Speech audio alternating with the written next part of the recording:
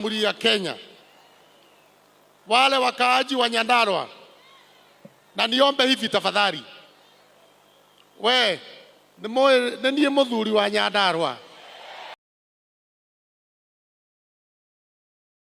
twi mathiko-ini na ni oya andu me mathiko-ini mendaga kuhorera githe tiguo nige mwe Nyandarua miaka ya hau bere ni akoragwo na inegene no ni ahorerire.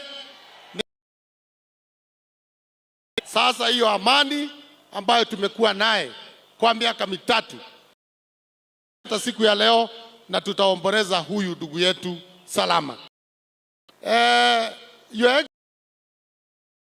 Ukinikubalia nijulishe watu wachache wako hapa. County Assembly members wetu wote simameni mkiongozwa na speaker wetu Bwana Waiganjo. Bwana Waiganjo uko wapi? Huyo ndio speaker wetu, na hawa ni members of our County Assembly. Wapigiwe makofi. Wapigiwe makofi tena. Wale wapi MCAs wa Olkalau ambao mlikuwa mnafanya kazi na Bwana Kiarao, simameni pigia hawa makofi. Walifanya kazi na Bwana Kiarao. Tuketi.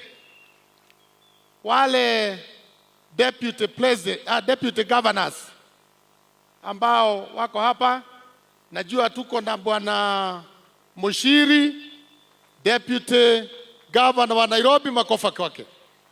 Na kama kuna deputy governor mwingine nitawajulisha. Wale governors wetu wa zamani hapa Nyandarua, tuko na governor wa Ithaka kama ako hapa, lakini nimemuona governor Kimemia ako hapa. Simama apigiwe makofi. Niko pia na magavana ambao wametutembelea kama Sisire Barire, you are in our midst, tafadhali kuja hapa, na Susan Keheka kama muko hapa.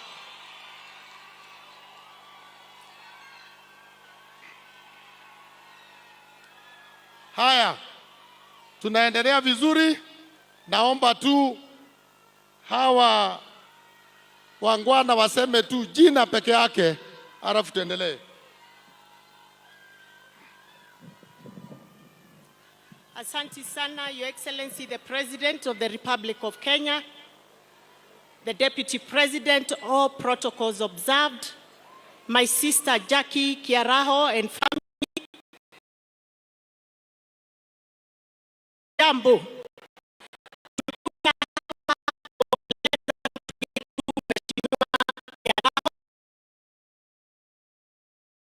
Bunge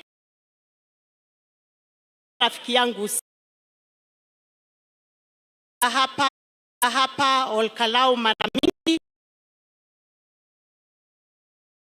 May his soul rest in peace. Thank you.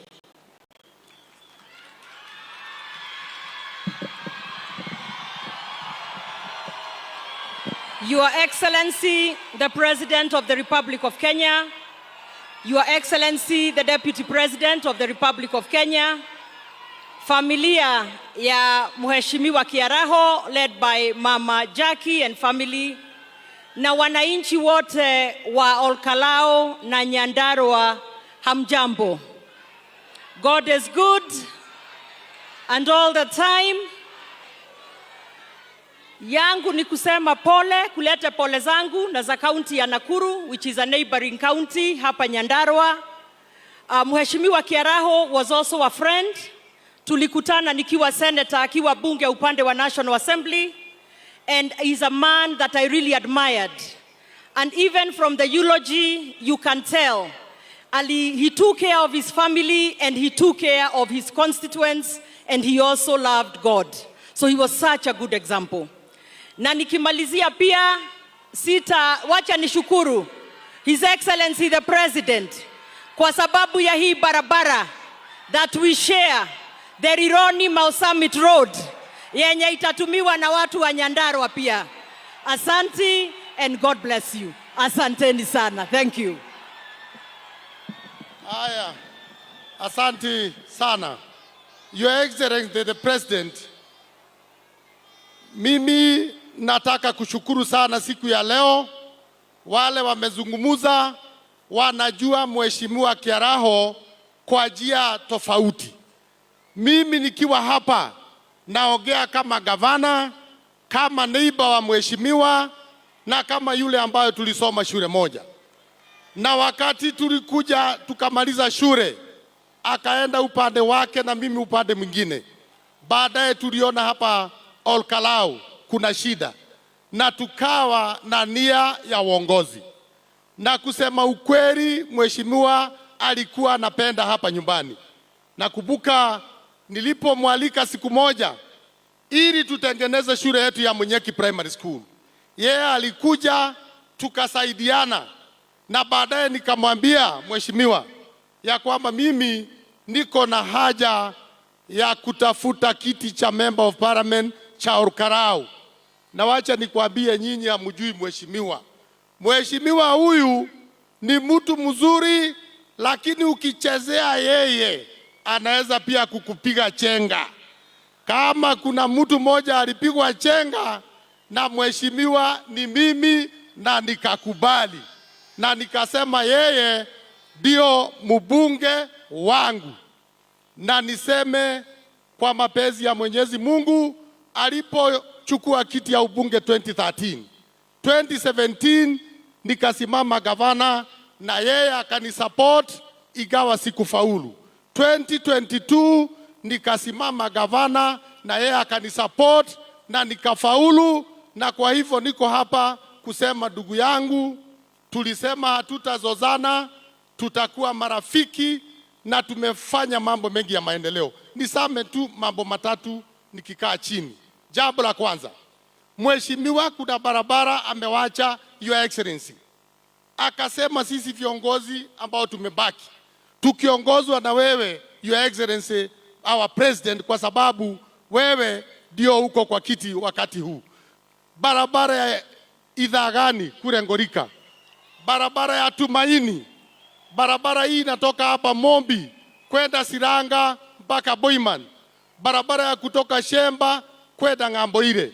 Tutakuletea hiyo uone Your Excellency, ili utusaidie ndio matakwa ya Bukwe siku zote. Alikuwa amejaribu kuweka stima, lakini alikuwa amebakisha sehemu nyingi bila na kwamba ili ya wakaaji wa Olkalau constituency. Your Excellency, niongee mambo ya university kidogo. University ambayo tulikuuliza na mheshimiwa utusaidie ianze hapa Nyandarua. Your Excellency, nataka kuambia university sasa hivi tulikuwa wanafunzi 300, sasa tuko karibu. Commission of University Education wamesema watatupea 780 students. Hatuna nafasi infrastructure yao.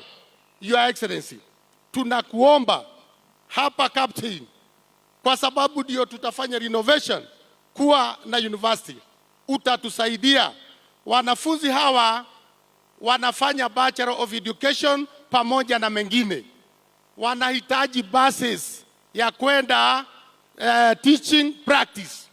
Tunakuomba Your Excellency, ukitoka hapa leo, kama unaweza sema kitu university yetu wapate bus moja ama mbili ya kwenda teaching practice, tutashukuru sana. Your Excellency, tunaomba pia mambo ya hostel hapa university yetu, na mimi najua hiyo mambo utatuangalia. Nikushukuru sana Your Excellency, kwa sababu wakati ulisema hospitali yetu ya JM utatusaidia na milioni 800. Contractor ako kwa site anaendelea, na hivi karibuni tutakuwa na level 5 ya kwanza hapa Nyandarua. Your Excellency, tunakushukuru.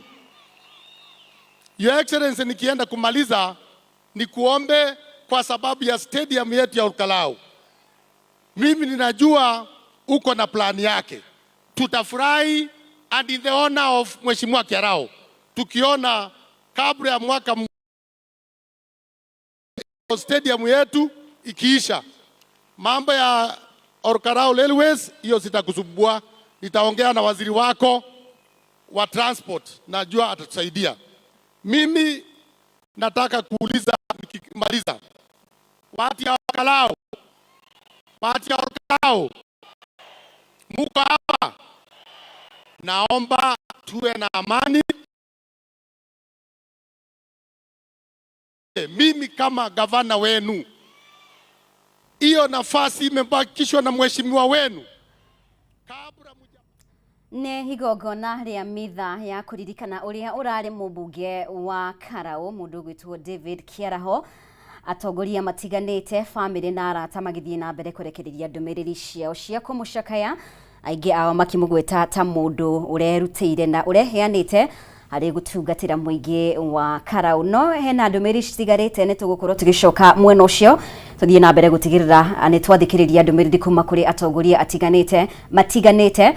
Mũtongoria wa arĩa aingĩ bunge-inĩ Kimani Ichung'wa nĩ aratanywo gũkorwo akĩrekereria ndũmĩrĩri yake, na speaker wa bunge ya bũrũri Moses Wetangula, mũnini wa president Professor Kithure Kindiki, oro hamwe na president. Nĩ tũgũkorwo tũgĩcoka mwena ũcio kahinda, no kwa ihinda rĩrĩ kana tũcenjie gia hanini tumũrĩke riboti ĩgiĩ mathako kũrĩa mwena wa Kisumu. Na rĩu mathako ma thukuru marathiĩ na mbere kaunti-inĩ ya Kisumu makĩrũgamĩrĩrwo nĩ kambuni ya ũthondeki ya Brookside. Ĩrĩte ya kerĩ nĩrĩ nake atũmenyithie ũrĩa kũra.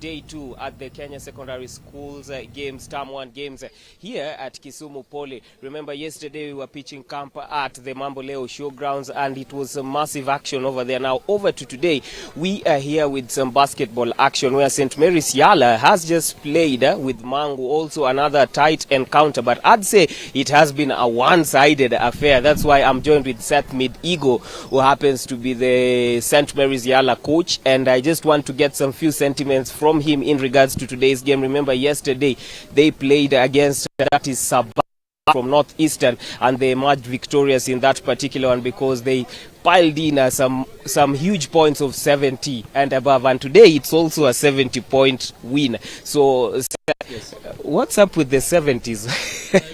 Actually, the 70s is below what we normally expect, because when we started at the county level, every game we played we used to score 100. Yeah, it is on record. Every game we played, it was 100. So that was the margin I had placed for the boys as we were preparing for the regional games and tentatively now for the national games. So ours was a good preparation in such a way that we knew we were building from last year. You remember so well, last year we were the champions of Siaya County, 3x3. That was Term 2 games. Then we were regional champions, 3x3. Then we proceeded to the nationals and then again to East Africa, which was played in Kakamega, as you all remember. Yes, so we are not here by a chance. We are here because of hard work and how we play our basketball. Yes. Okay, and what can you say about now your next fixture? Because from the look of things, it seems that you are topping your pool and you are comfortably going into the next rounds. Well, I am not sure about top. We have 4 teams in one group. Yeah. There's Friends School Kamusinga, then there's St. Mary's Yala, there's Sabanle from Northeastern. Kamusinga has also won their first. Yes, that is why for us to be able to top, we will know tomorrow after we play Kamusinga. So we are playing our final group game tomorrow against Kamusinga. Yes. Yeah, and it's going to be a battle of points because it seems like the one who will pile up the most points is the one who is going to carry the day. Exactly. Yeah. Thank you. Okay, so what do you have ahead of that game? Well, we have prepared well. All along, we have played some friendlies. At some point, we played with them, a friendly, and it was a good game. The matchup was just good. We lost by 1 point, so we know what we are supposed to work on going forward and into the next game, playing them tomorrow. We are very much prepared. Yes. Okay, now thank you very much and good luck, Mr. Seth. Thank you so much. Okay, massive thank you from my coach, St. Mary's Yala. And of course, we'll be up giving you the results as they stream in. And as it stands in the morning, we were at the rugby fields where Mangu was also up again. And Mangu emerged victorious, piling in 17-6. That's the rugby 15s. And also, there is a match that is currently underway. That is Kakamega High School with Menengai. And remember, the one who is going to win that specific match, Kakamega versus Mangu, is the one who is going to play tomorrow, which he is going to play from the pool which has been played with Mangu and Kisii. So that means that Kisii is actually going to play the winner of Kakamega School versus Menengai, which is also a tight encounter. As we speak, Kakamega is leading, but the results might turn a different way. But of course, we'll be here pitching camp and also delivering to you a comprehensive bulletin of what is expected from Kisumu Polytechnic all the way to Kisumu Boys High School, all the way also to Kisumu Mambo Leo Showgrounds for the Kenya Secondary Schools Term 1 games. Courtesy sponsor Brookside. Back to you, studio.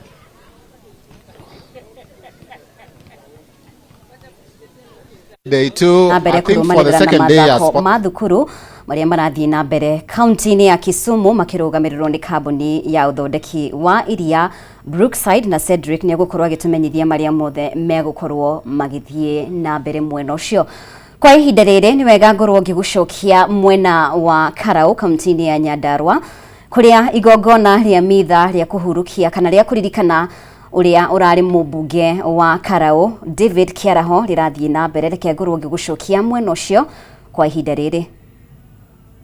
Wa kutosha dhambi zangu kuzio cha kutumaini sina ila damu yake Yesu, sina wema wa kutosha dhambi zangu kuzio kwake Yesu nasimama, ndiye mwamba salama, ndiye mwamba ni salama, ndiye mwamba ni salama, damu yake na sadaka nategemea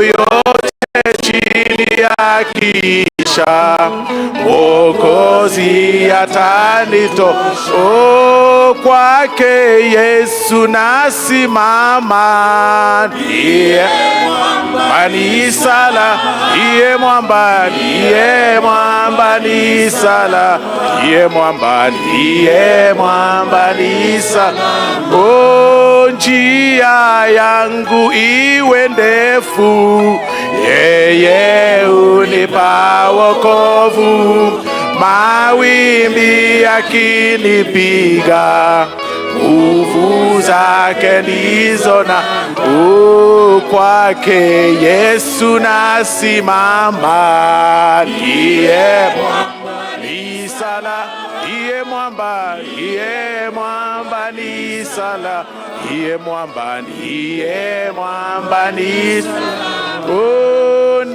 nikiitwa hukumuni, rohoni nina amani, nikivikwa haki yake, sina hofu mbele za kwake Yesu nasimama, ndiye mwamba ni salama, ndiye mwamba ni salama, ndiye mwamba ni salama, winuliwe, winuliwe, winuliwe, winuliwe, winuliwe, winuliwe,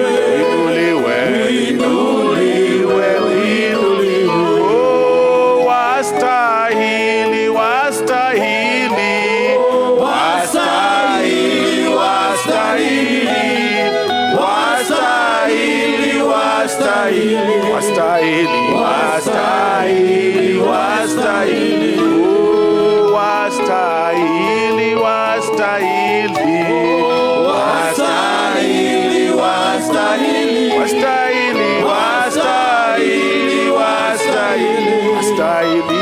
wastahili, wastahili. Oh, twakupenda, twakupenda.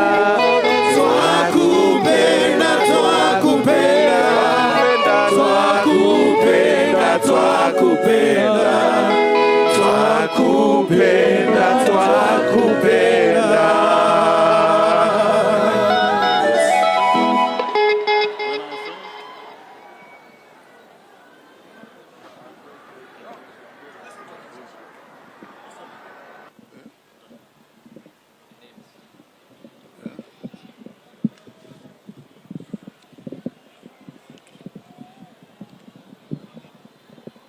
Wananchi wa Olkalau na Nyandarua kwa jumla, hao wamewaimbia ni wabunge wetu ambao wamefanya kazi na mbunge wenu. Wote wamekuja kwa heshima kubwa sana kwa Mheshimiwa Kiarao, na mniruhusu niwataje majina mjue ni nani wamekuja. Tumekuwa na Silvanus Osoro, mbunge wa South Mugirango, John Methu, senator wenu, Faith Gitau, women rep wa hapa, Kwenya Thuku ambaye amekuwa mwenyekiti mwenza pamoja na Faith, Mike Mushira wa Oljororok, Wanjiku Muya Kipipiri, Njeri Maina Kirinyaga, Meja Dong Embakasi, Senator Kinyua Laikipia, Senator Murango Kirinyaga, Maka Mwenje Embakasi West, John Honorable Kagombe Gatundu South, Mary Wamaua from Maragua, Mary Maingi Mwea, Samuel Arama Nakuru Town West, Jen Kihara Naivasha, Charity Kadhambi Njoro, Honorable Mwafrika kutoka Roysambu, Honorable Mother Wangare jirani wenu kutoka Gilgil, Julius Taitumu kutoka Igembe, Honorable Naika kutoka Mumiasi West, Honorable Murugara kutoka Tharaka, Honorable Kagusha Mukurueini, Senator Nyutu Muranga, Simon Kingara Ruiru, Duncan Madenge Nyeri, Mukami kutoka Nyeri Mama County, Samuel Gashove Subukia, Washira Karani Laikipia West, Mwangi Kiunjuri Laikipia East, Senator Veronica Maina nominated, Dorothy Mudhoni kutoka Meru, Senator Mbarua, Honorable George Gashagwa kutoka Ndarakwa, Joseph Wainaina nominated, Ann Wamuradha Kiambu, John Kiragu Limuru, Sabina Chege nominated, Wamashukuru kutoka Kabete, Honorable Kawanjiku Kiamba, Jane Kagiri Laikipia, Irene Njoki Murembo,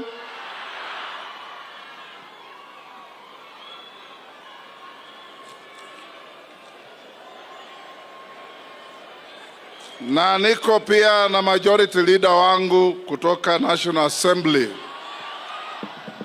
Wananchi, mimi nimefika hapa na hicho kikosi cha bunge. Mheshimiwa Rais, Mheshimiwa Deputy President na familia ya rafiki yetu. Nimekuja hapa kujumuika na nyinyi kutoa shuhuda yetu ya mwisho kwa mbunge ambaye aliheshimika, alitambulika na alifanya kazi ya heshima kwa wananchi wa hapa Olkalau. Mheshimiwa Kiarao ni mbunge ambaye amehudumu mara 3 mkimchagua. Hiyo ni heshima kubwa kwa mbunge yeyote kupewa nafasi ya kwanza, ya pili na ya 3. Kule bunge tunaleta ushuhuda ya heshima aliyofanya kazi ya wananchi wa constituency yake. Kila mara alikuwa anazungumzia mambo ya maendeleo, sio tu ya hapa Olkalau, lakini hapa Nyandarua kwa jumla. Alikuwa anapeana detail na attention kubwa kwa mambo ya ujenzi wa barabara, manyumba na miundo msingi ya kujenga nchi yetu. Kwa hivyo sisi kama bunge, we have lost a distinguished professional, a distinguished member, a respectable member, a member whose record shows he has never even once been called out of order, a member who not even once has been told by the Speaker to be excluded because of misconduct or failing to honor standing orders in the House. Kwa hivyo wananchi wa Olkalau, kwa niaba ya bunge letu la kitaifa, mimi mwenyewe, familia yangu na Wakenya ambao wanawakilishwa katika hiyo bunge kutoka kila pembe ya nchi, tumekuja hapa kuambia wananchi wa Olkalau ya kwamba ile kupoteza mbunge wenu na ile loss imefika hapa ni loss kwa nchi yetu ya Kenya mzima. Mama Jackie na watoto wako, wakati mwenzetu ameaga, nimeweka timu ya bunge ikisimamiwa na Kwenya Thuku na Mama Faith Gitau. Wamesimamia hii mazishi mpaka pale tulipo. Pia tumetuma stafu wetu kutoka bunge kuja kusaidiana na familia kidesturi ya bunge, ili tuhakikishe ya kwamba mwenzetu tunampeleka mbinguni kwa njia ya heshima vile tumefanya leo. Na nashukuru sana wananchi, mmejitokeza kwa wingi, na hii inaonyesha upendo wenu kwenu kwa mbunge wenu. Hiyo upendo mlio nayo kwa mheshimiwa ndio sisi wabunge tulio nayo kwake yeye. Kwa hivyo namalizia kwa kusema Mungu alinde familia ya rafiki yetu. Mungu asaidie watoto wake waweze kusimama bila baba yao. Mungu aombee Mama Jacqueline ili aweze kulinda hii familia, na mzee rafiki yangu, jirani yangu kule Karen, Daniel Kiarao. Kwa desturi ya nimetoa stakabadhi za Hansard ya bunge ambayo nimeleta nipatie mama mjane na watoto wake, ili wakati wakiwa nyumbani zote tutaenda, mama atabaki na watoto wake.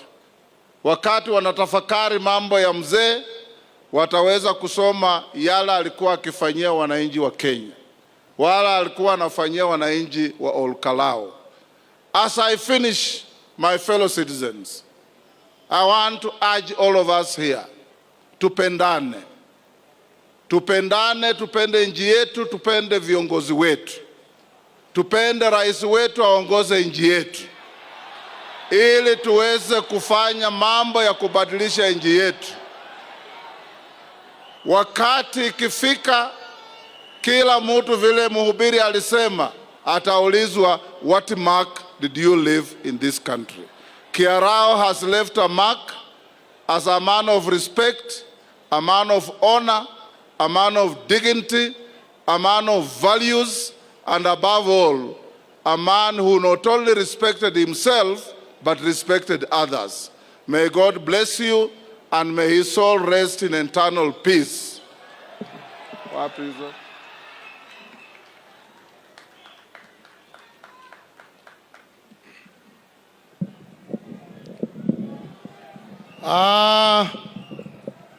Watu wa Olkalau mpo? Mpo? Huyu Mheshimiwa Kiarao si alikuwa mbunge wetu? Si tumefanya kazi na yeye?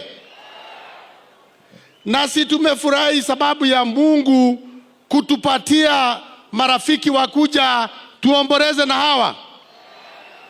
Si ni kweli? Na bishop wetu akatuambia kila mtu hapa ataondoka katika ulimwengu huu, na vile utapenda na utataka mambo ndio siku ya hiyo. Kwa hivyo naomba tukiangalia maisha ya mheshimiwa na maisha yetu wenyewe vile tungependa yawe, tuwe na utulivu. Mmesikia viongozi wenu wameongea hapa kama gavana, na tukaambia serikali mambo mengi ambao tungependa itufanyie. Kwa hivyo tuwe na utulivu ili tuonyeshe dunia ya kwamba sisi ni watu wa utulivu. Nikaribishe wale wamebaki watusalimie, kisha tumsindikishe ndugu yetu. Kwa hivyo nichukue nafasi hii nimwalike ndugu yetu former deputy Rigathi Gachagua.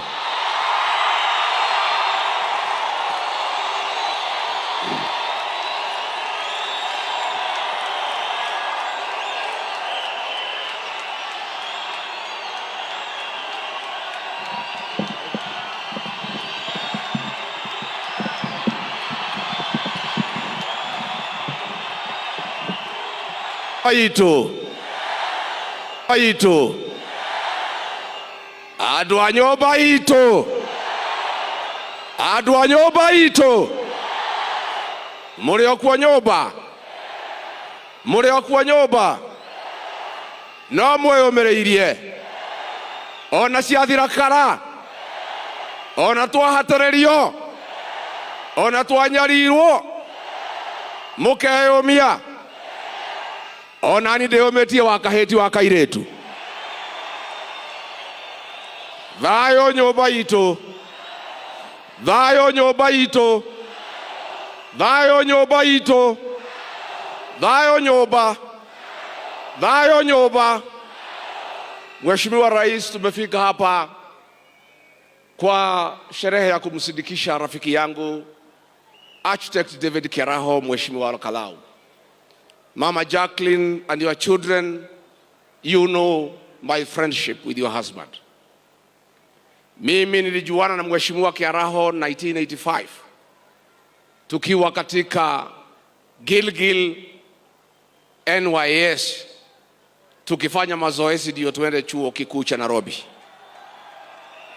Baadaye tukakutana katika University of Nairobi, mimi nikisoma political science na yeye akisoma architecture, na tukakuwa marafiki wa dhati. Thayo nyumba, mutukamake na athigarisho itigana na andu acio. Nyinyi askari wachana na hiyo watu wako na amani na hawana maneno. Tafadhali askari, musiharibu sherehe ya Mheshimiwa Kiaraho. Thayo nyumba, thayo, ndamuthaitha muhorere, muhorere nyumba itu, tuhe Kiaraho gitio, niguo nyumba itu, ndamuhoya thayo.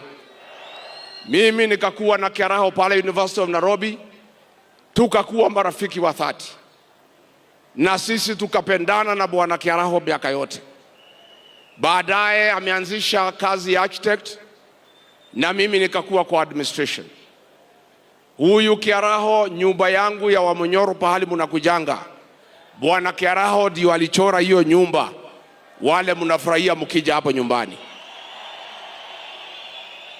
Kutoka hapo amechaguliwa kuwa mbunge na tumekuwa na yeye katika bunge la 12, na tukakuwa marafiki, tukakuwa members ya transport committee. Hata huyu Mheshimiwa Arama tulikuwa naye hapo, na tukatengeneza urafiki ya maana sana. hata alipochaguliwa 2022 na Jubilee tukaendelea kuwa marafiki. Kwa hivyo niliona hii wajumbe wanatembea na rais wakiuliza ati mimi nakuja mazishi kwa nini? Nyinyi mmejua Kiaraho juzi. Hamuelewi Kiaraho ni nani.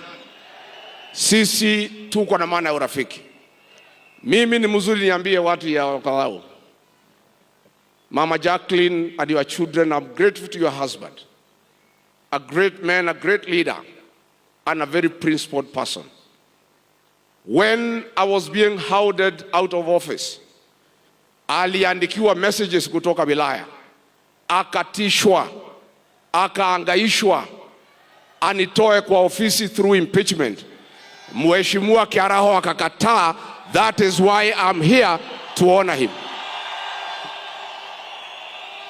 Huyu Kiaraho alikataa kutishwa, alikataa kuhongwa. Hao wabunge wengine wote walipewa pesa kuumiza mtu yao, kupeana kiti ya nyumbani, wakakula pesa.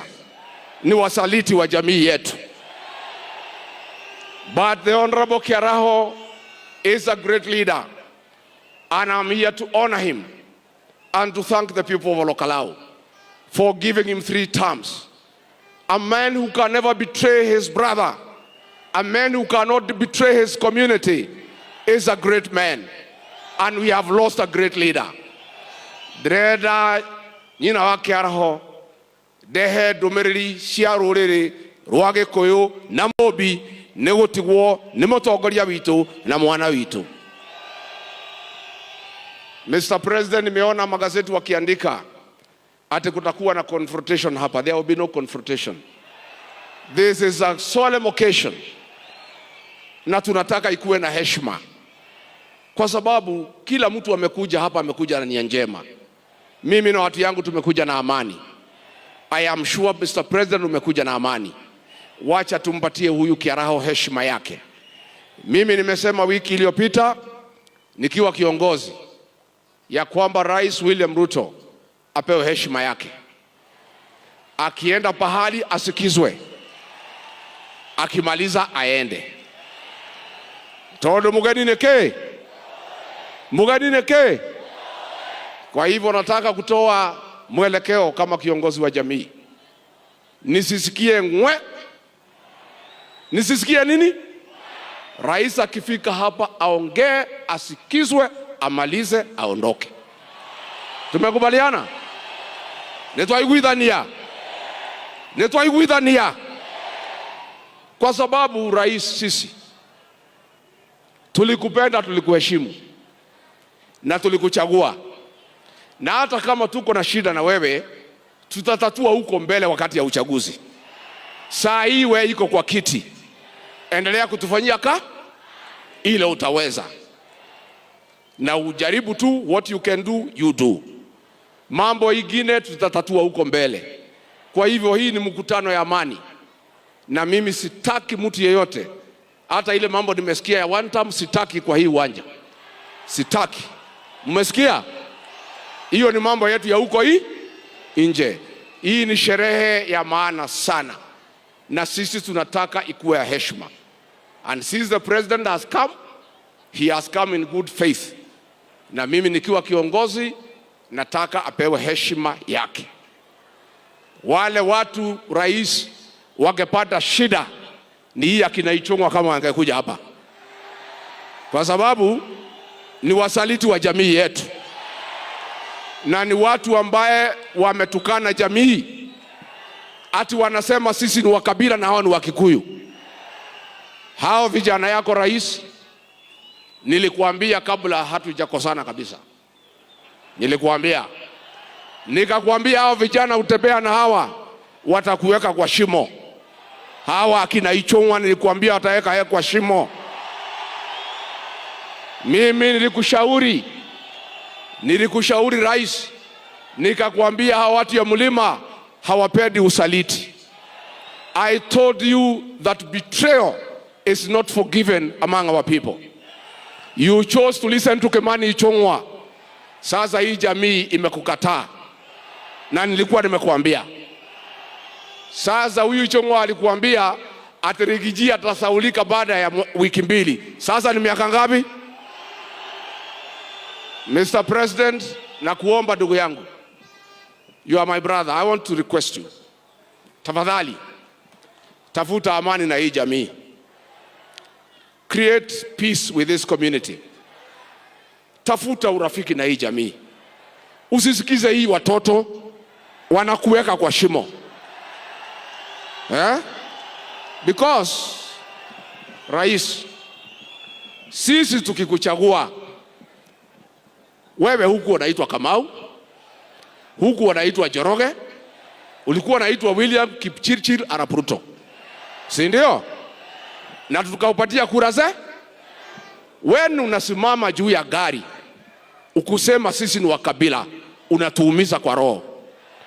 Na kuomba from today, my brother William Ruto, ukienda kwa Wajaluo, hapana tukana sisi ati sisi ni wakabila. We are not tribal. Tulikuchagua, you are not a Kikuyu, tukakupatia kura zetu. Tafadhali na kuomba, going forward, don't abuse our community. Let us be. Wacha tukae tu namna hiyo kwa amani. Hata kama hutaki sisi, don't abuse us, because tukikuchagua, you are not one of us. But we loved you, we supported you, and we can work with you. But hawa watoto wanatembea na hawa si mimi ni mzee? Mzee aongea asiongee? Mzee aongea asiongee? Mr. President, when umenifukuza kwa kazi, nimeenda Wamonyoro, mimi nakaanga kusikiza gra.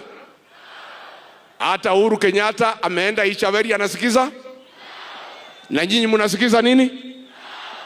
Rais, nilifika hapa jana, akina mama wakaniambia nikikuona nikuambie, tulikuwa tumemalizana na vita ya pombe. Ile pombe ya kuua watu imerudi. Imerudi haijarudi? Inaua watoto wetu. Juzi nilisikia ukisema niliharibu, lakini vile niliondoka mwaka 1.5, ungekuwa na nafasi urekebishe. Hii pombe inaua watoto wetu.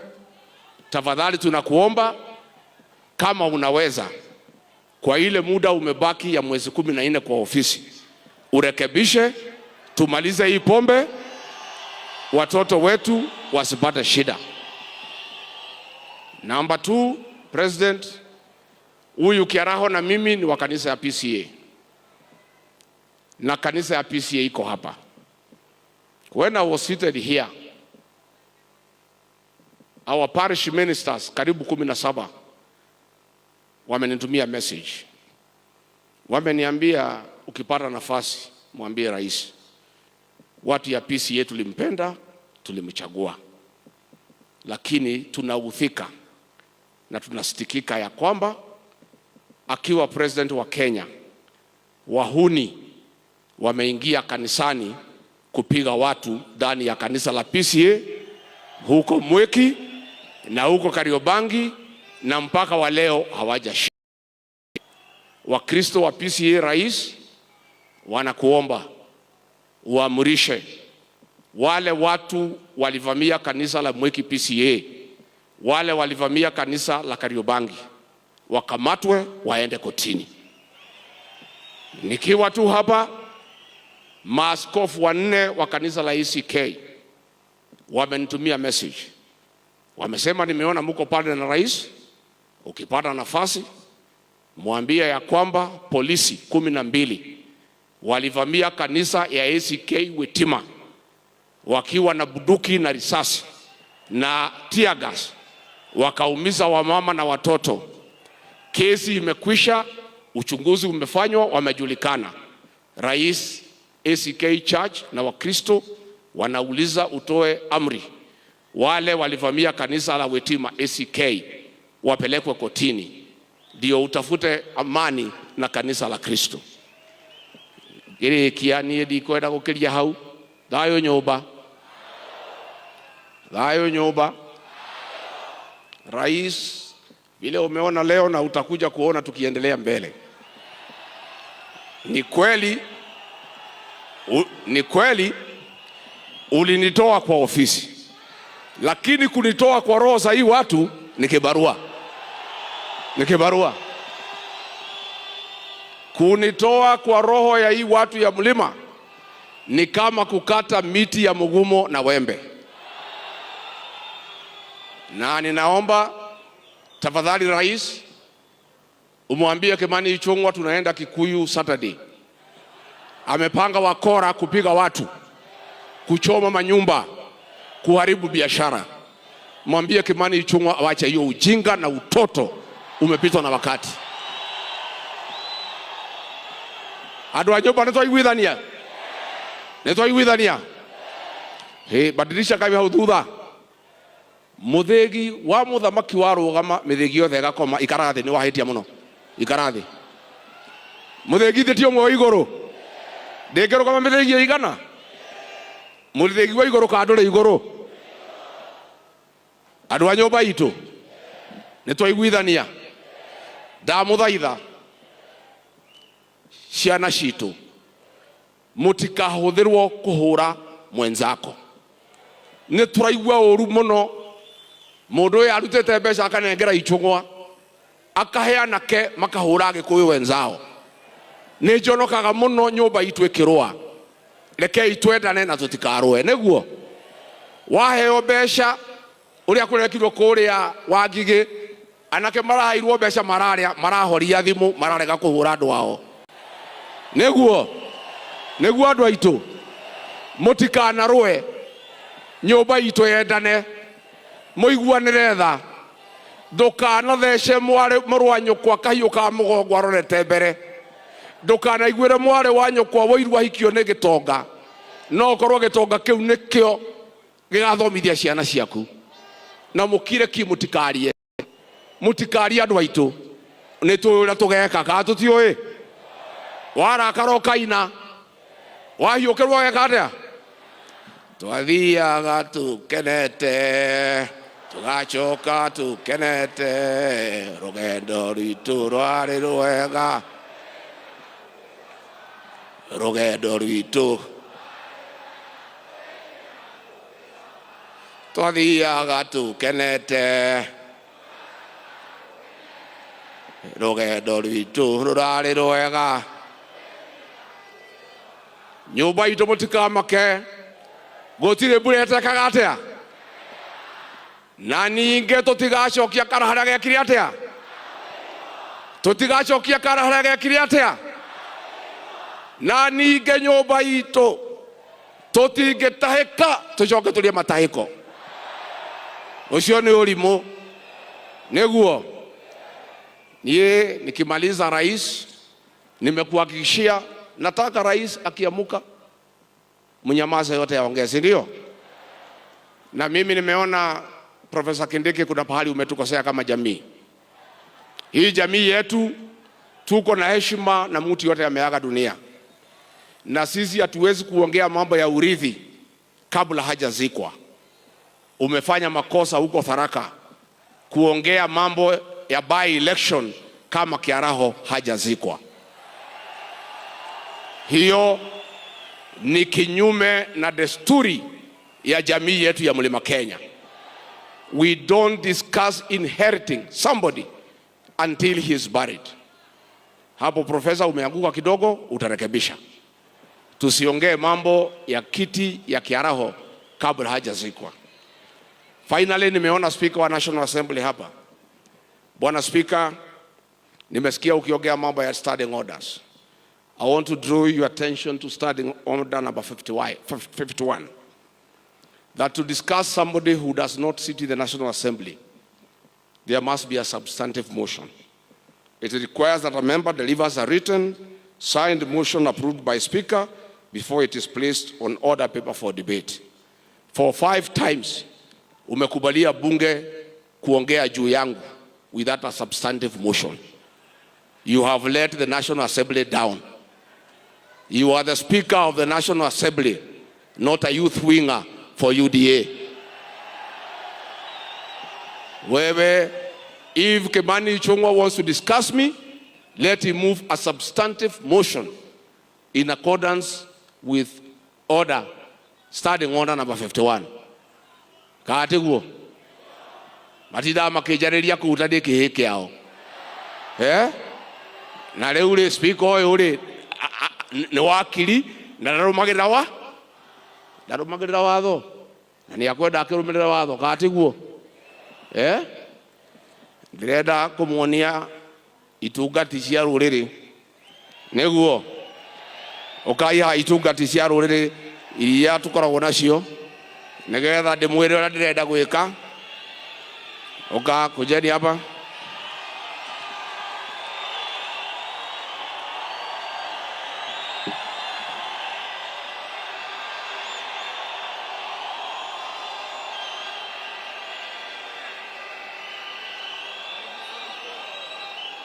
Haya wale elected members only. Wale wengine mngoje hapo. Nataka hao wabunge. Huyu etagwo Wanjikũ wa Mũhĩa. Mũbunge wake Bĩbĩri. Nĩ njamba kati njamba. Nĩ gĩtungati ka gĩtigĩtungati. Akindĩrwo kana gakindĩrwo. Asanti karo hau nĩ tũkũina. Huyu ni seneta wa Laikipia etagwo John Kenyua nĩ gĩtungati kĩa rũrĩrĩ.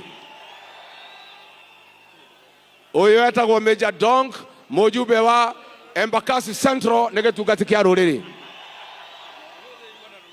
Ũyũ etagwo Kagucia wa kũrĩa mũkũrũ-inĩ nĩ gĩtungati kĩa rũrĩrĩ. Ũyũ etagwo Kamande Mũafrika wa kũrĩa Roysambu nĩ gĩtungati kĩa rũrĩrĩ. Ũyũ etagwo Senator Mũrango niwe guthurwo gavana wa Kirinyaga nĩ gĩtungati kĩa rũrĩrĩ. Ũyũ nĩ gĩtungati kĩa Murang'a Senator Joe Nyoto. Ũyũ etagwo MCA wa Mwiki Kago Mũhũrĩra Irũĩ. MCA wa Baragwe Mathenge. Masega Kuya Kasarani.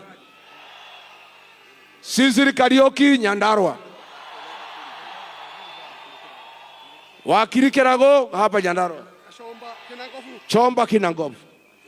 Majority leader hapo. Wapi waheshimiwa kwanza. Kairetu gaka getagwo Gacheri. Gaka maga Mũrũthi gaikarĩire njege. Na nĩko gakuaga mondo yakwa na thiri cia rũrĩrĩ. Ũyũ etagwo Jane wa Kĩhara wa kũrĩa Naivasha. Ũyũ nĩ mwanake wa kũrĩa Joroko, asante sana. Peter Mwadhi from Lemuru.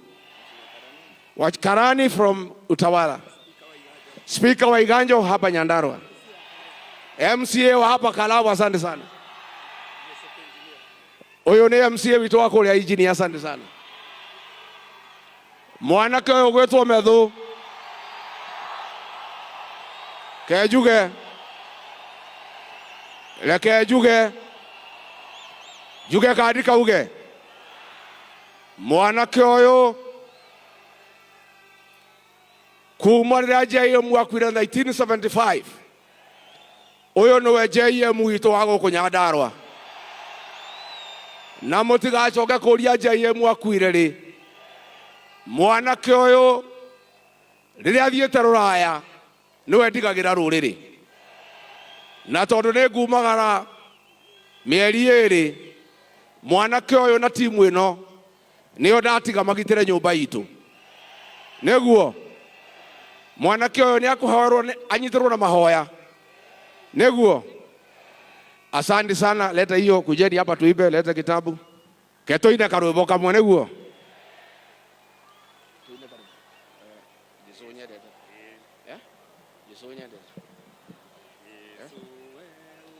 tũkũina nyĩmbo cia kũinĩra Ngai namba 35 na mũtũinithie Jesu we ũnyendete. Nĩguo Jesu we ũnyendete nĩngũrĩra harĩwe rĩrĩa mbara ĩnene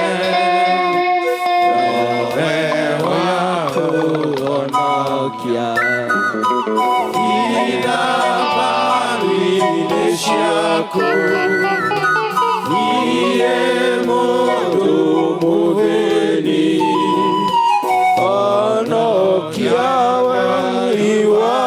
wakwa itera muoyo wakwa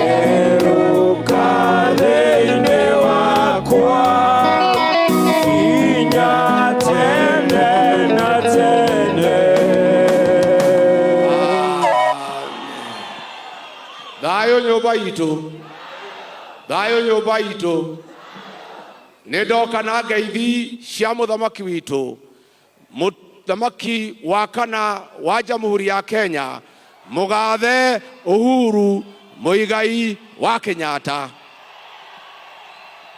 Nimwamukira na tunaomba rais, hata kama watu wako na shida na mimi na jamii yetu, tunakuomba uambie hao wawache kutukana Rais Uhuru Kenyatta. Rais Uhuru Kenyatta amestaafu, apatiwe nafasi apumzike. Alifanya kazi ambayo inaonekana, na ningetaka kuuliza hao watu wako wa broad based, tumeona wakitukana Uhuru Kenyatta huko Nyanza, wawache. Wewe Kimani Ichung'wa, wacha kutukana Uhuru Kenyatta, hapana rika yako. Na tunaomba Uhuru apewe heshima yake. Nitwaiguithania muthamaki uri ha ni akuheo kitio giake, ni akuheo gitio giake. Nie ndire no ndungi ni ndacokia ngatho Ngai witu amathime na mwike wega. Ni muriuka kunjerera wa Munyoro, ni muriuka wa Munyoro mugokari mugokari mukarehwo nu methunu wakamurehe. Thengio muno, Ngai witu amurathime amwike wega, murore magukumia, amwararamerie mihaka, amugitire kuma kwi ndwari, mici yanyu uraga irathimo hiana mbura njega.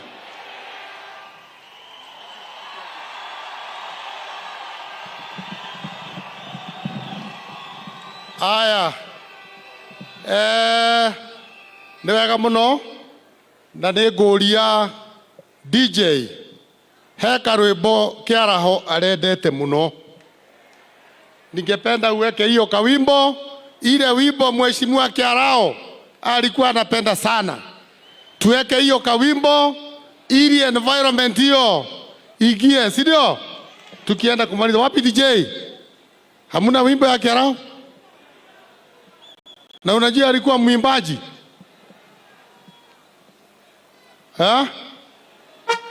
Haya. Hebu tusimame wote tuibe hiyo wimbo ya Mheshimiwa Kiaraho. Fanya haraka. Meipata?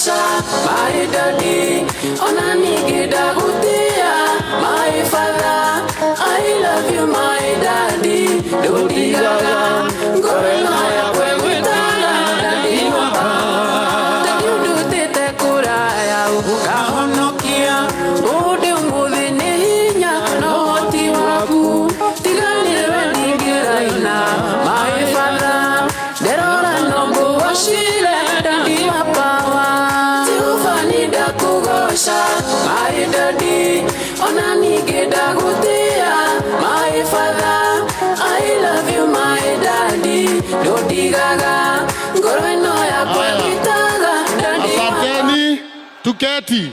Thank you very much.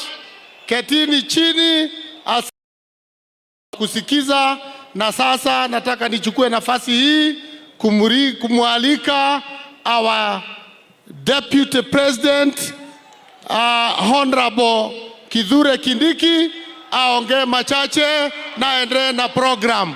Karibu sana Your Excellency. Onagia kwihuba dadi no heaga pikalo no uhete my father. Asante sana andũ aitũ mũrĩega rĩngĩ, mwathani agocwo, Ngai nĩ mwega hĩndĩ ciothe, ngethiai ngethi cia rĩera, mwathani agocwo. Mheshimiwa Rais wa Jamhuri ya Kenya na viongozi wote ambao wamefika hapa, viongozi wa kanisa pamoja na familia ya ndugu yetu Mheshimiwa David Kiaraho ambaye Mungu amempumzisha. Nataka niseme maneno mawili. Ya kwanza kabisa niseme ya kwamba huyu David Kiaraho ndugu yetu, huyu Kiaraho ni ndugu yetu ambaye alikuwa mtu wa bidii na mtu ambaye ni mstaarabu. The Honorable David Kiaraho was a dignified man, and I want to pray that where he is, he rests in eternity, and I want to urge all of us who are mourning him, the same way he was a man of dignity in life, we must treat him with dignity in death. The second issue, Your Excellency and fellow mourners, is just to encourage that we, going forward as a community, as a nation, we learn how to respect families, communities, and I want to request that we put down political temperatures to allow mourning, because we have a lot of opportunities to do politics outside the church and outside the events like this one, when we want really to support Mrs. Kiaraho, the children, and the people of Olkarau. Before I invite the President, I want to names the CSS who are present. They just stand. I'll acknowledge. Tuko na sehemu hii, tuko na Waziri Kabogo, Waziri Lee Kinyanjui, na tuko na waziri wa maji Mheshimiwa ama Waziri Eric Mugaa. Tuko na PSs kama wanne hivi. Nimeona Patrick Mariro wa defense. Pole. Na tuko na waziri ambaye alikuwa waziri wa Kiaraho katika ile department ama departmental committee ya transport. Waziri Davis Chirchir walikuwa wanafanya kazi pamoja na Kiaraho. Tuko na PSs. Iko waziri pia wa public service Mheshimiwa Roko. Tuko na PSs, nimemention defense Mariro. Nimeona PS for roads.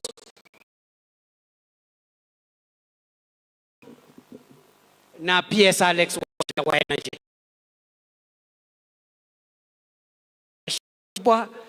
Ni mwalike Ruto, ni fire si fire.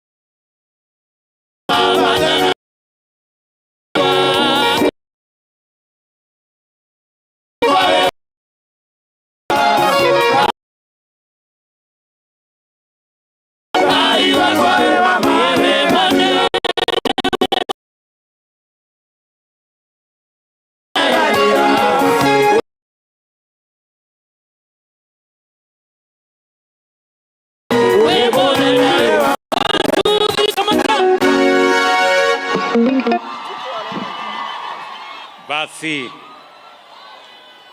Asante sana. Ndugu wananchi, viongozi wetu wa dini, maaskofu mlio hapa, wachungaji, Mama Jackie Kiaraho, bibi wa ndugu yetu David Kiaraho na familia yako, viongozi wote wenzangu, ndugu wananchi wa Olkalao na Nyandarua, hamjambo. Hamjambo tena.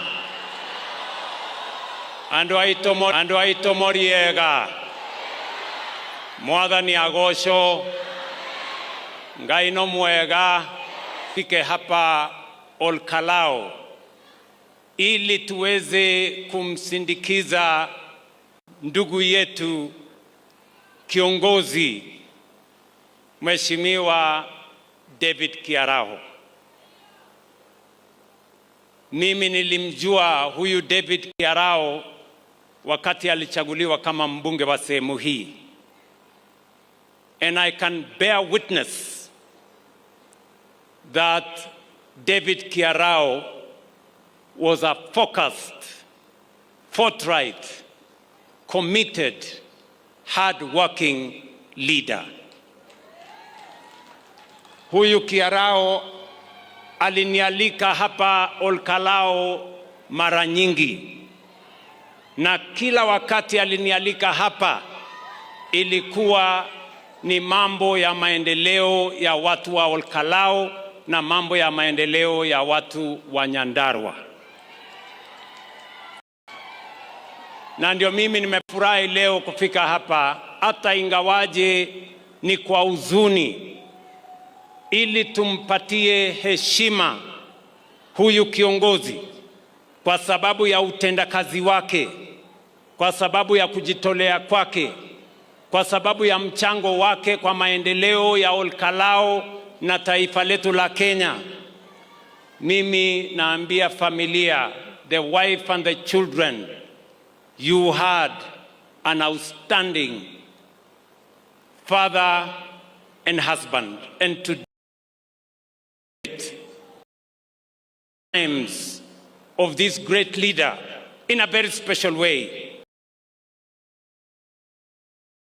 and for the contribution he has made in the development of our nation, and especially in the service of the people of Olkalao.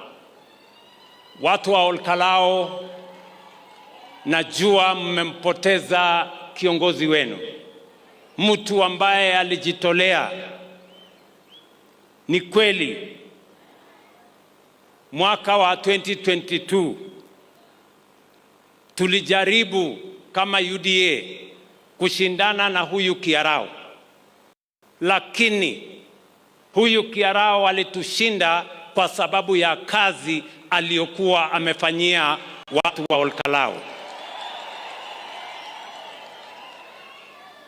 And it reminds us today ya kwamba hawa wananchi wanatambua kazi, sio makelele, sio vita, sio matusi, sio sarakasi. Na ndio sababu hiyo we are celebrating a leader today. And the people of this Olkalao constituency stood with Kiaraho because of his performance, what he did for the people of Olkalao. And every leader will be judged as such. Watu wa Olkalao, mimi katika kushirikiana na ndugu yetu Bwana Kiaraho, kwanza alinisukuma sana wakati nilikuwa naibu wa rais chini ya Rais Uhuru Kenyatta. Na nakumbuka tukisimama hapa kwa junction. Wakati huo hii barabara ya kutoka hapa Captain kwenda Ndemi haikuwa ya lami, ilikuwa ya vumbi. Na Kiaraho kwa imani akasema one day hii barabara itakuwa ya lami. And he has not stopped.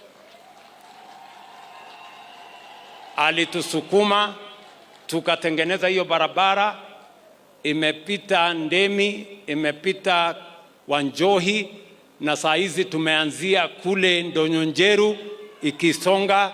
Na mimi nataka niwahakikishie watu wa hapa, mbali na mambo hiyo ingine yote, hiyo barabara tutawakamilishia.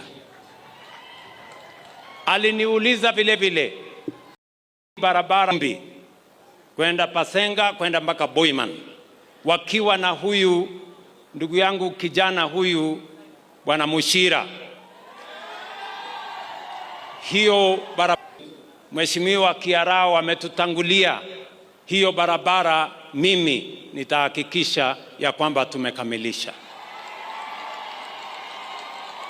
Watu wa hapa, mimi nataka niwaeleze vile vile, wakati mmoja nilikuja kwa sababu nimepatiwa orodha mrefu ya zile barabara mimi nimezungumzia, na ni kweli hizo barabara zote mmetajiwa hapa ni mimi nilisema, sio mtu mwingine, ni mimi.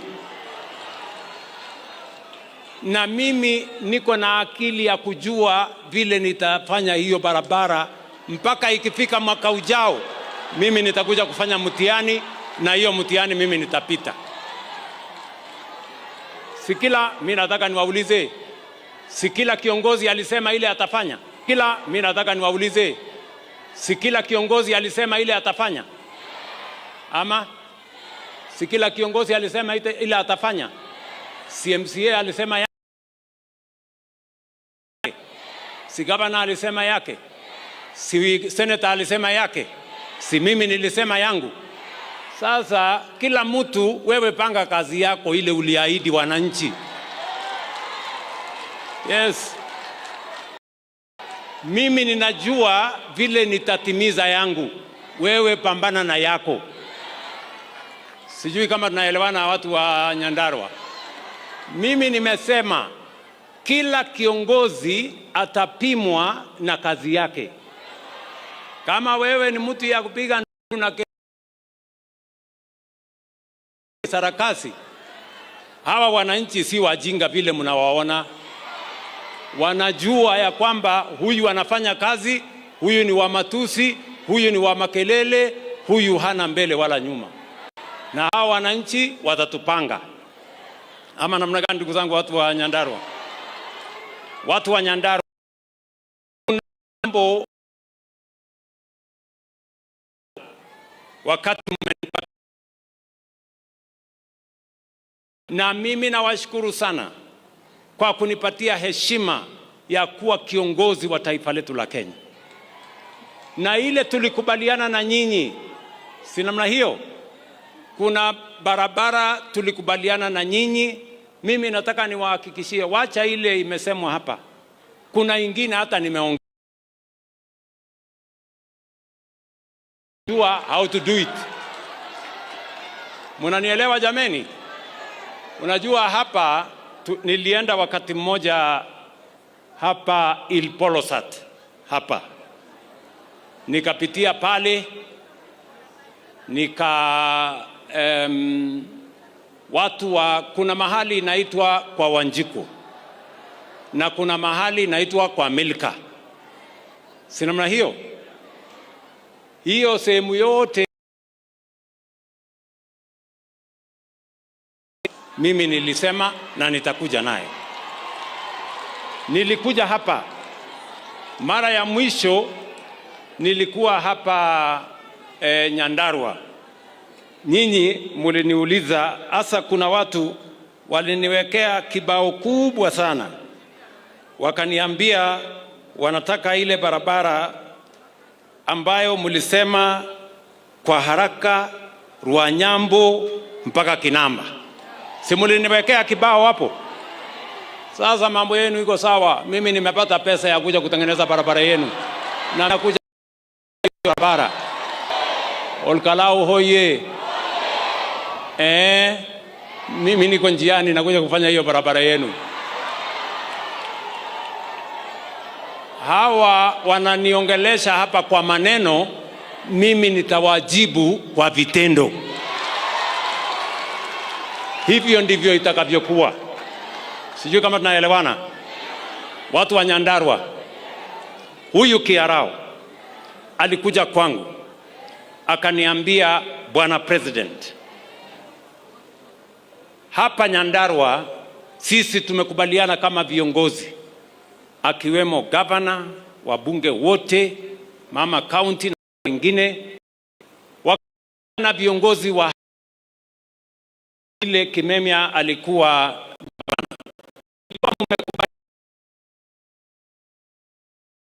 Nyandarua University miaka nyingi ishia as President of Kenya, there will be a university in Nyandarua County. Mimi nasimama hapa leo, watu wa Nyandarua, last year, mwaka uliopita, tuligazette Nyandarua University College. Na nataka munisikize kwa makini. Hii kiwanja, hawa viongozi walikuja kuniuliza, wakaniambia, Bwana President, ili tuwe na mahali pazuri pa kujenga university, tusiende huko Oljororok mahali kuna ile technical ama college yetu ya Polytechnic. Wakaniambia tuko na shamba hapa, wakaniambia tuhamishe shule. Mimi nikawapanga na milioni 10 tumehamisha shule. Mimi nimetumana tena shilingi milioni 100 iko hapa Nyandarua saa hizi nikiongea na nyinyi. Na mimi nataka nitangaze hivi, hiyo milioni 100, mimi nataka shule ya Salient, wale waliotusaidia mahali pao ndio iwe university, wachukue milioni 20, milioni 80, mimi napanga tukuje tuanzishe university tuition block hapo. Sikizeni, vile vile tumewapatia pesa ya kwanza milioni 350 ya kuanzisha ujenzi wa university, kujenga hostels, na mimi nitakuwa hapa, msikuwe na wasiwasi, mimi nitakuwa hapa in the next 1 month, nitakuwa hapa kuanzisha hiyo university, na nimewapatia watu wa Nyandarua shilingi bilioni 1 ya kuendesha university ya Nyandarua. Yes. Neguo kana tiguo? Neturaiguithania? Fio kabisa. Tuendelee na maendeleo ama mnataka tupige siasa? Maendeleo ama matusi? Maendeleo ama siasa? Sikizeni, hawa viongozi walikuja wakaniuliza, wakiongozwa na gavana wetu hapa Bwana Badilisha, wakaniambia, Bwana President, hapa Nyandarua hospitali yetu iko chini. Na ni kweli, hospitali ya level 4 iko chini. Na Bwana Kimemia hapo alikuwa ameanzisha ile hospitali ya JM. Wakaniambia hiyo hospitali hatuwezi kuwa na pesa ya kukamilisha, inahitaji milioni 800. Mimi nikatoa pesa ya serikali milioni 800. Saa hizi hospitali hiyo inaendelea. Mwezi wa 10 mimi nakuja ku handover hospitali ya level 5 ya watu wa hapa Nyandarua. Pia viongozi wa hapa walikuja wakaniuliza ya kwamba vile tunaona unajenga stadium Kenya mzima, hata watu wa Nyandarua wengi ni watu wa bidii, ni watu wa wanariadha wa kimataifa, wakaniambia nijenge vile tumejenga kwingine, tujenge pia stadium hapa kwenu Nyandarua. Sikizeni watu wa Nyandarua, Kiongea na nyinyi saa hizi stadium yenu itakuwa tayari, mambo pale.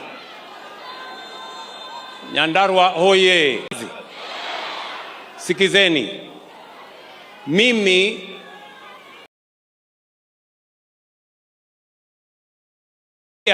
nitapanga mambo ya kilimo. Leo taifa letu la Kenya, ile fertilizer ilikuwa 7,000 ni 2,500. Kweli ama si kweli? Leo ile wakora wote wa kahawa niliwafukuza, and their political agents niliwafukuza wote. Leo kahawa ilikuwa inauzwa 50 bob, saa hizi inauzwa 120, 130, 140, 150. Kweli ama si kweli? Yes.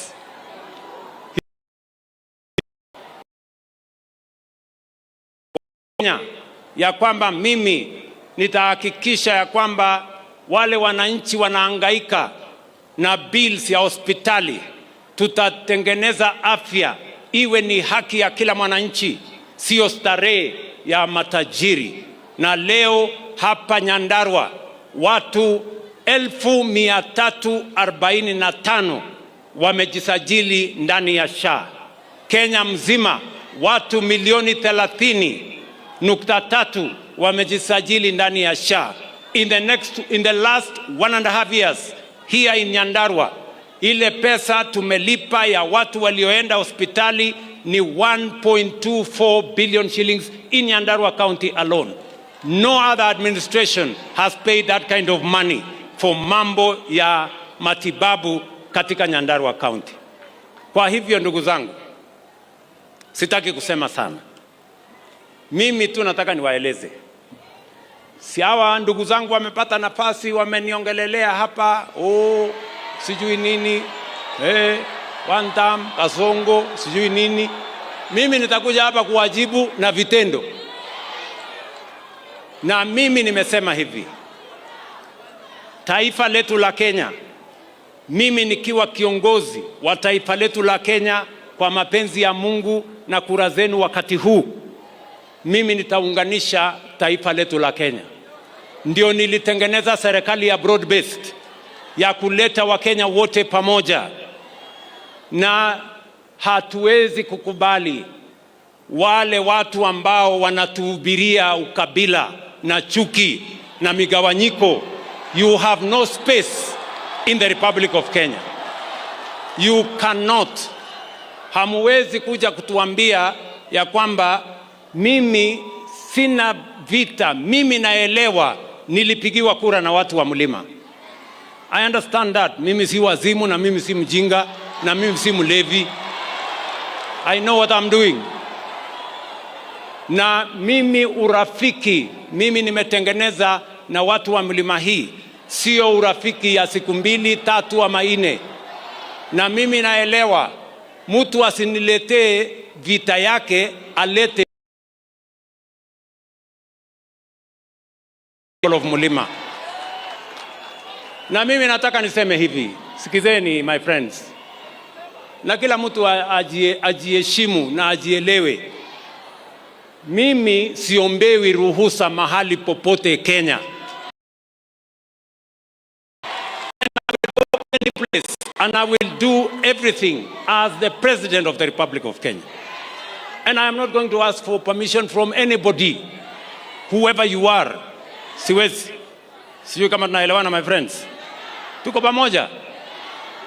Na mimi nataka niwaeleze ndugu zangu watu wa Nyandarua. Mimi nitahakikisha ya kwamba haki ya watu wa Nyandarua haitabebwa na mtu yeyote. Nyandarua maendeleo yake, nafasi yake itakuwa timamu, na tutaungana tukienda mbele.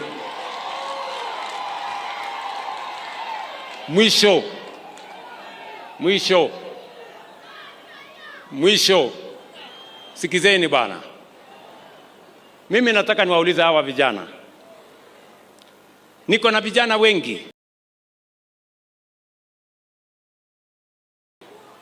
Vijana ambao ni viongozi.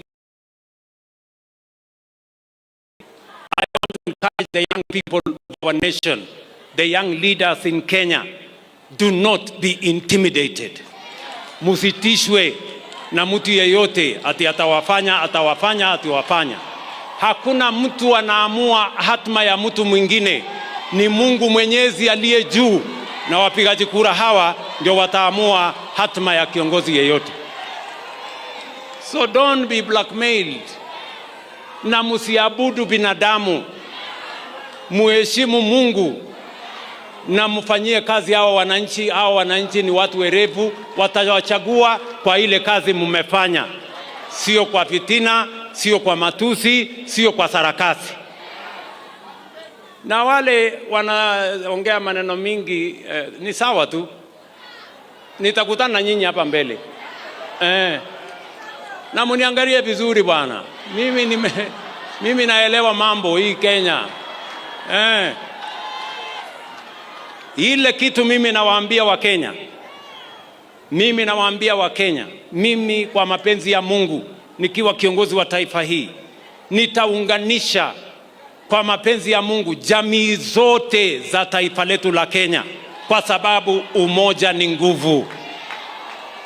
Na hatutapatia nafasi kiongozi yeyote kugawanya watu wa taifa letu la Kenya kwa misingi ya kabila hii na ile.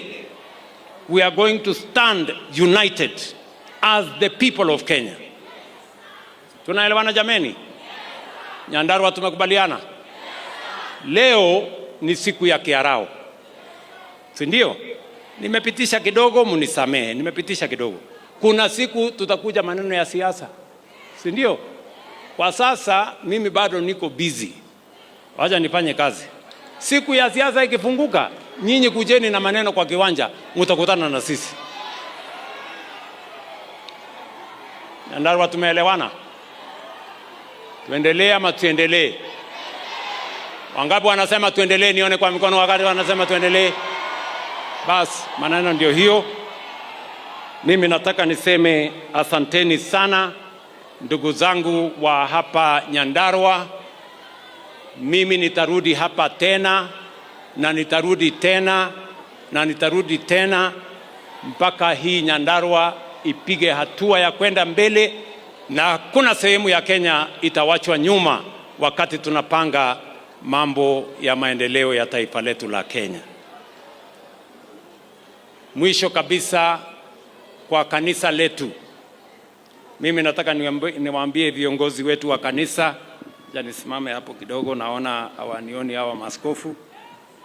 Mimi najua hawa viongozi wa maaskofu wameniuliza pale, nikipata nafasi kupata nafasi ya kujadiliana na wao mambo ya maendeleo ya kanisa letu na mashauriano yale mengine, hiyo nitawapatia watumia. Kuna yangu huyu Alfred Kanga amesema amenikaribisha kwa kanisa la PCEA mara 17. 18. Mara yote nimekuwa kwa kanisa ya PCEA panga mambo ya maendeleo ya Kenya. Nataka nikwambia bwana mchungaji, kwa sababu umeniuliza wewe rais, hii nimekualika miaka hii yote, si upange hata chai nikuje nikunywe hapo State House. Wiki ijayo wewe nitakupangia ukuje kunywe chai ndio niweze kulipa deni yako.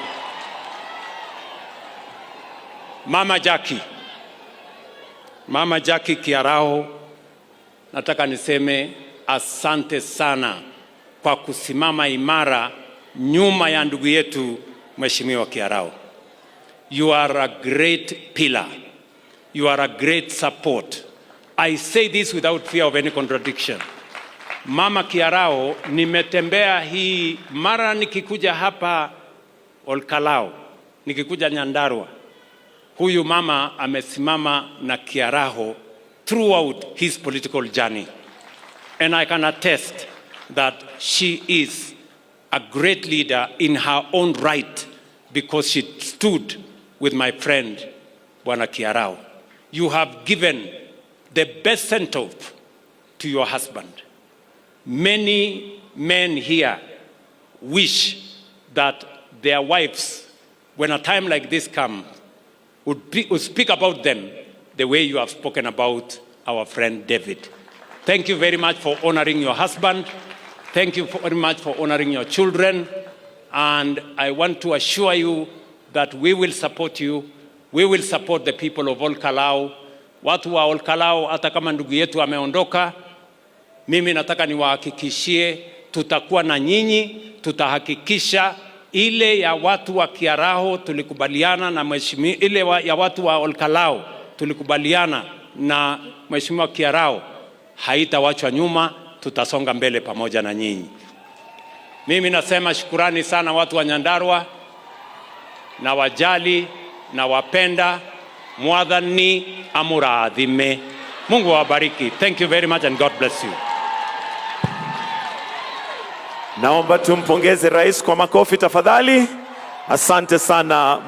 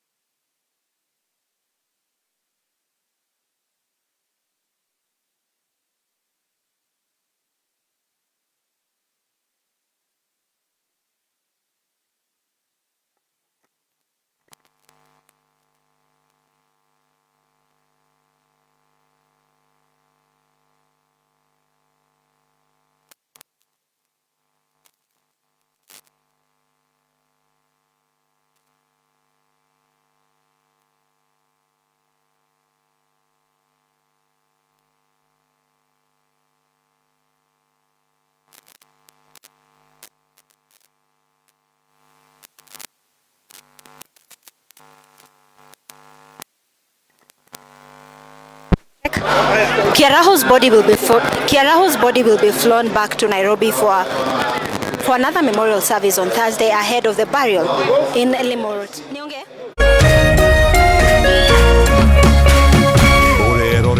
Kameme TV.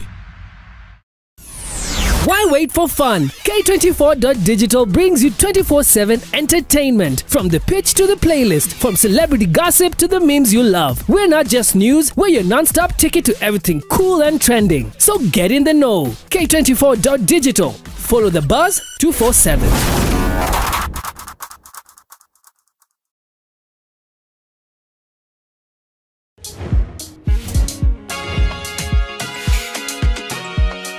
Legends get messy. But ushindi cleans legend. Kama huyu anakuja hivi kila siku.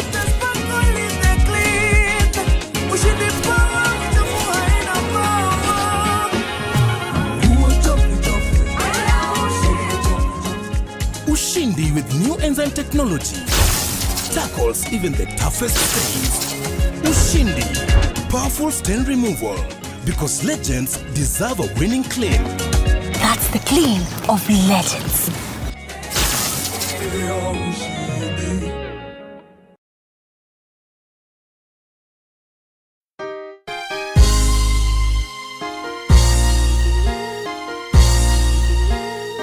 God is a God of a second chance. Ngai ne ngai wa ihinda ringi. Ona muini wa rwimbo neraugire ngai ne ngai tutungatagira ngai wa ihinda ringi. Tutungatagira ngai wa ihinda ringi. Na ngai ucio ri ni aheaga mundu a second chance. Na tondu we muoyo ri ngai no akuhe o hingo ingi. Ngai no akurugamirire o hingo ingi tondu ni ngai wa ihinda ringi. Ngai arokuhe thiini wa ritwa ria Jesu ihinda ria gukenereruka ringi. Ngai arokuhe ringi thiini wa ritwa ria Jesu Kristo. Wewe wina kirathimo gia gutherema ta muthabibu, wina kirathimo gia guciara muno ta muthabibu, na kurotwika guo thiini wa ritwa ria Jesu Kristo. Rathimo ni kihunjio kuma kanitha-ini wa CFF Kiambu o kiumia thaa 3 cia rucini thiini wa Kameme TV.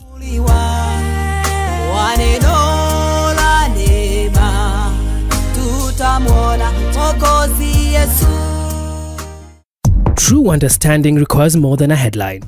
The People Daily app delivers our trusted in-depth journalism directly to you. Get comprehensive reporting, insightful political analyses and special features optimized for your life on the go. Get the stories that deserve your attention wherever you are. The People Daily app. News that moves with you.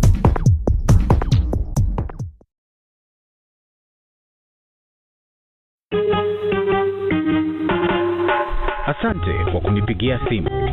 Simu Simu yako nitaipokea kwa muda usiokuwa mrefu. Je, unajua kuwa wimbo wa taifa wa Kenya ulitokana na wimbo wa Kipokomo, mojawapo ya kabila za pwani nchini Kenya? Wimbo rasmi ulitungwa na Thomas Johnson Kalume. Ili kuset asante kwa kunipigia kama skiza tune yako, dial *811 *622 hash.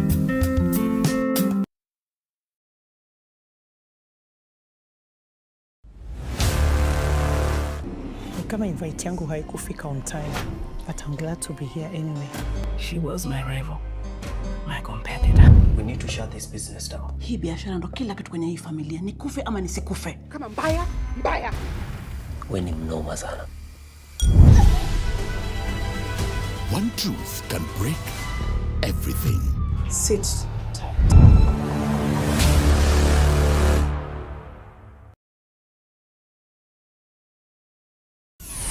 Why wait for fun? K24.digital brings you 24/7 entertainment. From the pitch to the playlist, from celebrity gossip to the memes you love. We're not just news, we're your non-stop ticket to everything cool and trending. So get in the know. K24.digital. Follow the buzz 247.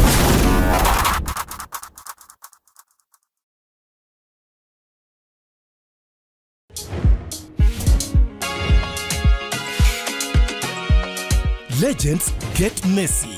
But ushindi cleans legend. Kama huyu anakuja hivi kila siku.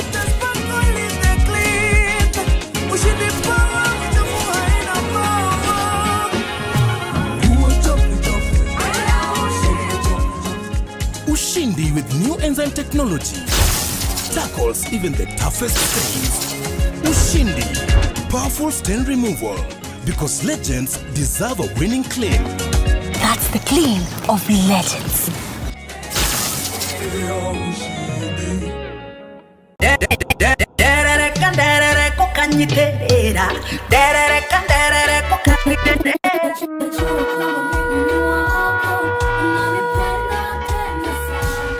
Isaia 60 kamuhari kemwe ukira wikare ushagararite ni amutheri wa gugutherera ni muku wasigimana ni osweka hotheri makinyama kwa maigete haraya kuhosagire rwaro-ini rwa ihiga. Oh yes, nitanyitanagira nawe mwirori wa Kameme TV o muthenya wa kiumia cikihanda wega thaa 4 cia rucine nginyagia thaa 7 cia miaraho thiini wa tabarira njeru njekira wathi na tinga mweru ya shagarara.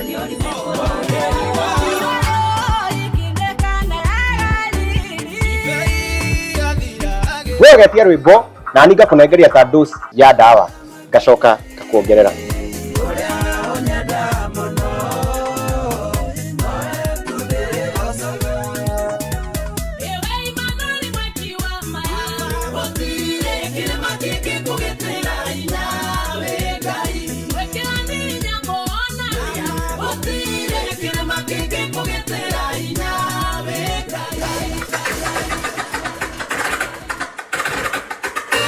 Nyitanira nani wa Kareithi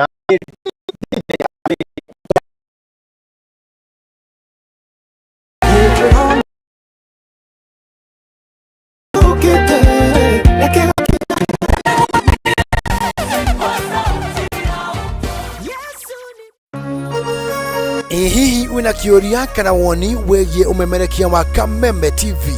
Twandikire woni waku kuhitukira Facebook @Kameme TV Kenya, X @Kameme TV Kenya, na twandikire email kuhitukira info@mediamax.co.ke. Kameme TV, muthigi wa ruriri.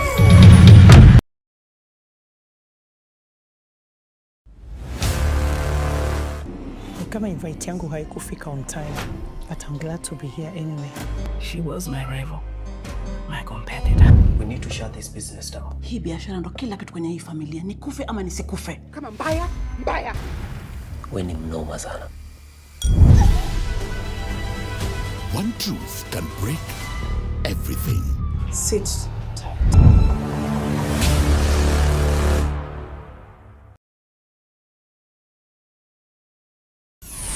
Why wait for fun? K24.digital brings you 24/7 entertainment. From the pitch to the playlist, from celebrity gossip to the memes you love. We're not just news, we're your non-stop ticket to everything cool and trending. So get in the know. K24.digital. Follow the buzz 247.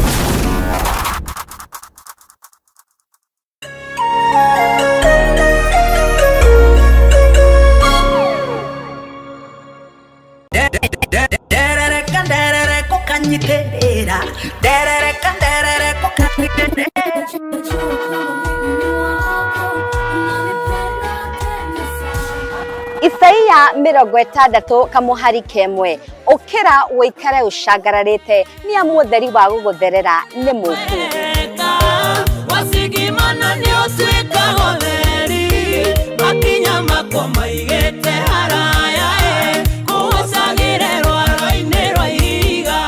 Oh yes, nitanyitanagira nawe mwirari wa Kameme TV o muthenya wa kiumia cikihanda wega thaa 4 cia rucine nginyagia thaa 7 cia miaraho thiini wa tabarira njeru njikira wathi na tinga mweru ya shagarara.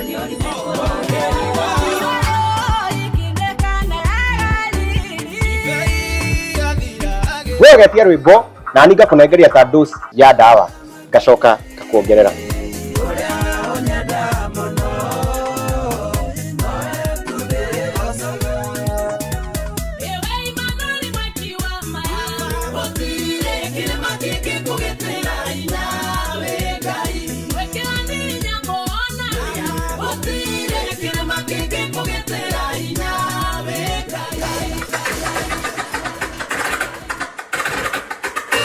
Nyitanira nani wa huwa Kareithi na ni DJ Asli tugishagarara.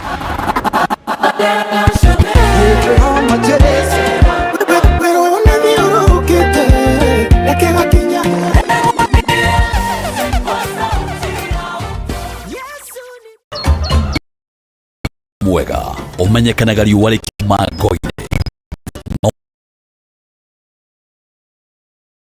karaga na ukagirira na nikio guku gwaka kwagirithia muthenya waku. Nanie Mubi wa Chege njĩtagwo Kĩmani wa Ngũnjiri. Na niĩ Njoroge wa Kĩmani. Atunyitanire ithuothe niĩ Maina Kĩhumo. O muthenya wa Jumaine nginya wa Gatano kwambĩrĩria thinacara cia kĩroko nginya thaa 4 cia rũcinĩ.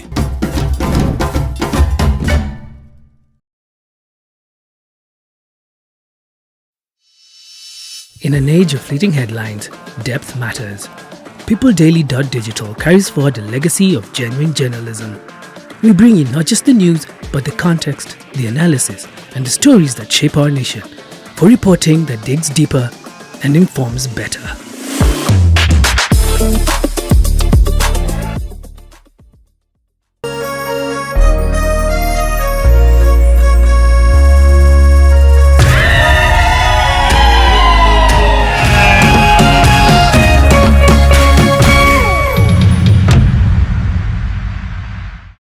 Utari wa muciari ni urabatarania tabarĩra-inĩ ĩno.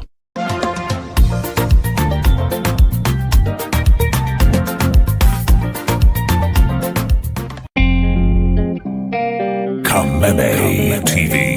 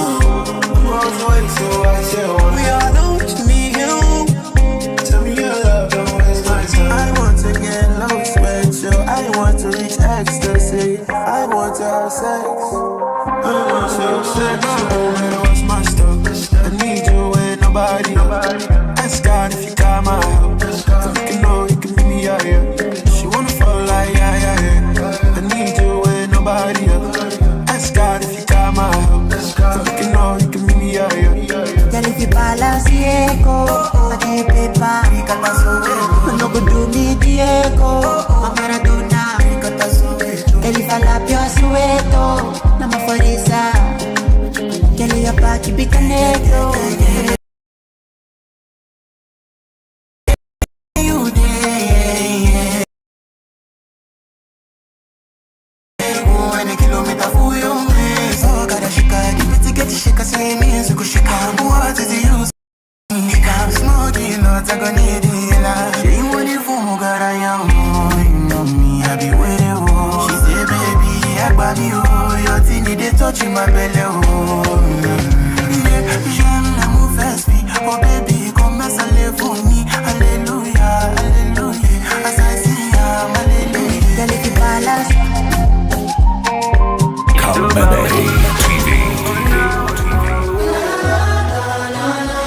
Keeper.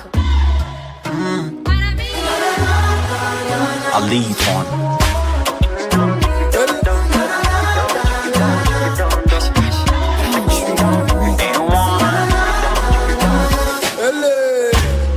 Yeah, shaka kuifata mwana wa mama. Nibu sanje sanje nawe turasa. She's coming now, nikumba nenga gusara. Ikwatinga nguri gukina sinema. Sinshaka kuba soba, tuchezu ni shota.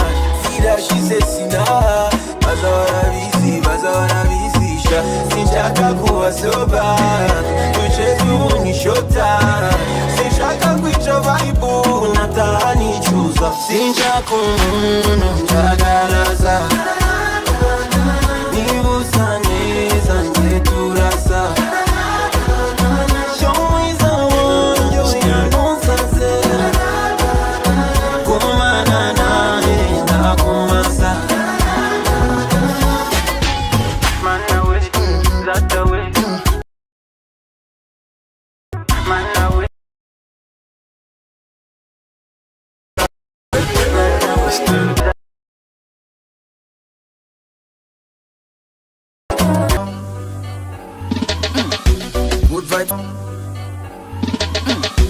Good vibes follow me, real friends follow me, and sickness don't follow me this year.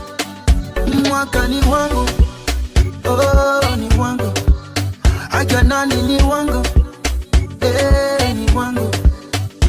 Mwaka ni wangu, yeah, oh ni wangu, nina imani ni wangu, yeah, ni wangu. Nitapa juju, haya, haya, haya, nitapa juju, haya, haya, haya, nitapa juju.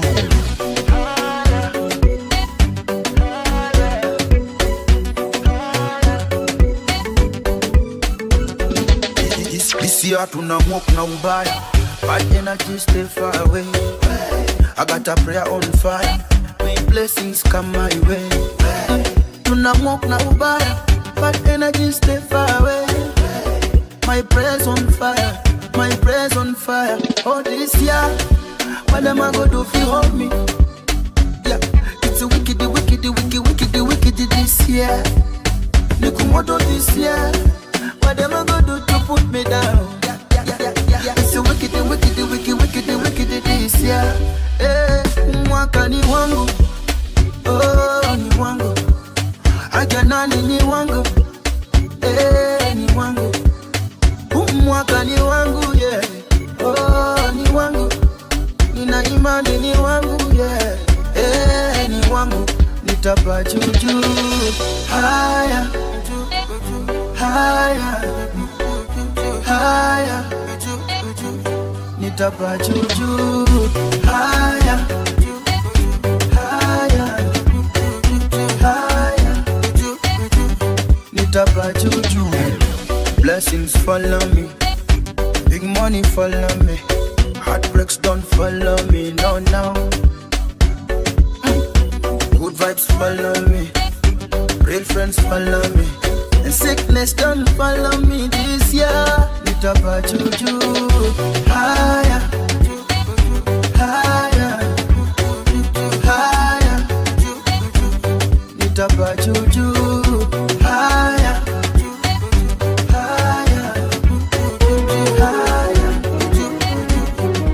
Kameme TV.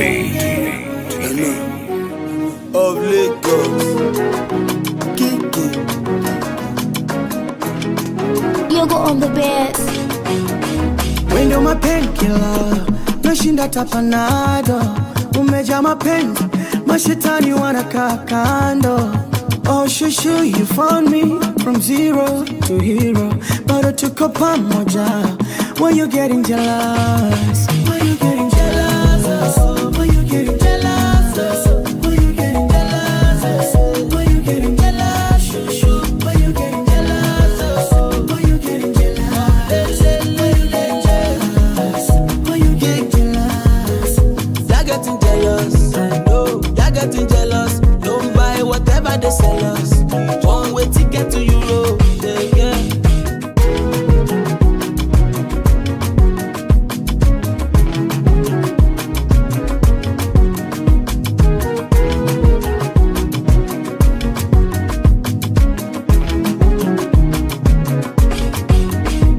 Baby babu wahala, me I no like you wahala. Plenty girls on my matter, but I know they shake cassava. Girl, I'm for you, you only, you only you. I'm trying to please you now, you still getting jealous. Oh, you're getting jealous. I know, you're getting jealous. Don't buy whatever they sell us. One way ticket to Europe. Yeah. You're getting jealous. I know, you're getting jealous. Don't buy whatever they sell us. One way ticket to Europe. Yeah.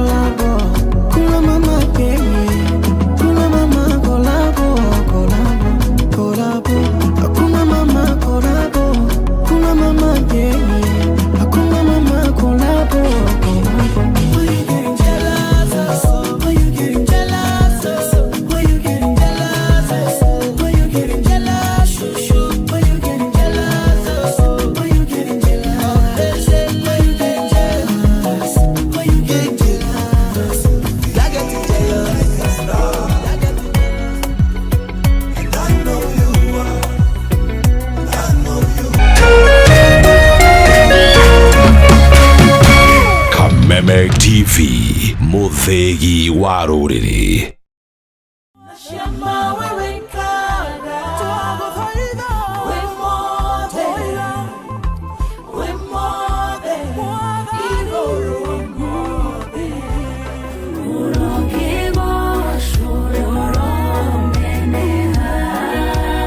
Oiganya mbata nye nongo mbata. Oiga jikoro ke nongo die. Mekere ungo kararie. Mahoya male makiambelelia. Nigebalele angogo daira. Kai wako au kanjigua. Demogore, nada kamea Jesu. Ukafadi, ane narata.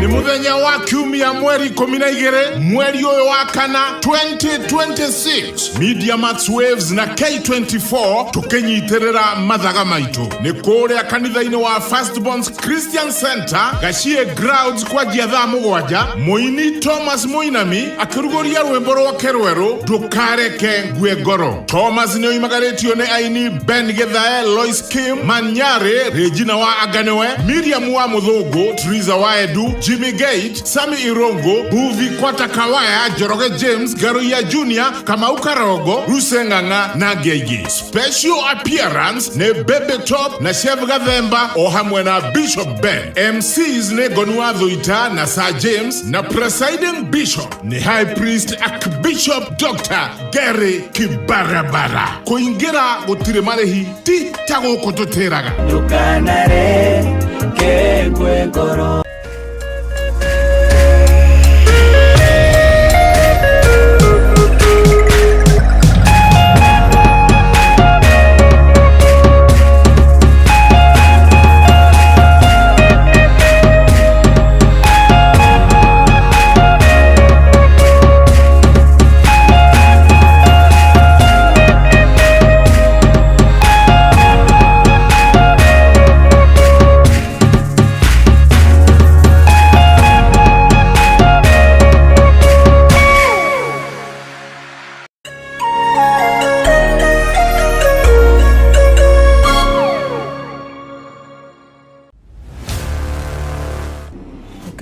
invite yangu haikufika on time, but I'm glad to be here anyway. She was my rival, my competitor. We need to shut this business down. Hii biashara ndo kila kitu kwenye hii familia. Nikufe ama nisikufe. Kama mbaya. Wewe ni mnoma sana. One truth can break everything. Sit.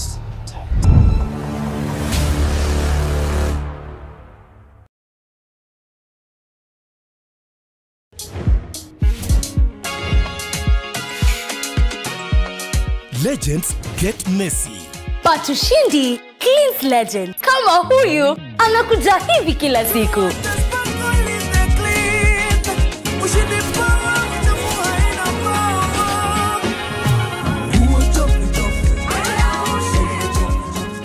Ushindi with new enzyme technology tackles even the toughest stains. Ushindi, powerful stain removal, because legends deserve a winning clean. That's the clean of legends.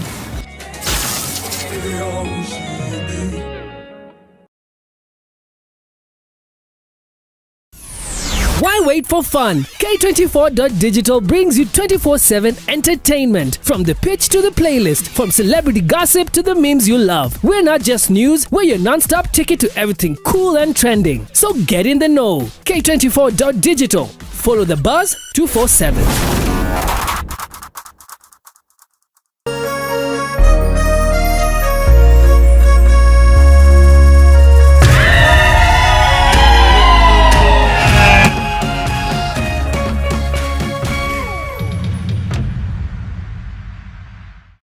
Ũtari wa mũciari nĩ ũrabatarania tabarĩra-inĩ ĩno.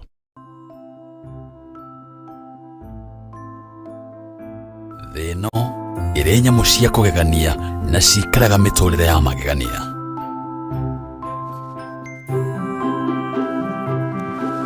Kuma magegania ma mũtũrĩre wa kĩhuruta o nginyagia mwĩrĩ wa penguin ũrĩa ũkoragwo ũrĩ wa magegania. Nyamũ ici cikoragwo cithiũrũrũkĩirio nĩ ng'ano nyingĩ cia marimũ oro ũndũ ũmwe na mawĩtĩkio ngũrani ngũrani. No ica-inĩ ikuhĩ nĩ tũkoretwo tũkĩmenya maũndũ maingĩ ma thiri megemainie na nyamũ ici. Ici nĩ nyamũ cikoragwo ciĩkũranĩire na mahinda marĩa maingĩ andũ nĩ makoragwo makĩgucĩrĩrio na magakorwo makĩenda kũmenya maingĩ mũno maciĩgiĩ.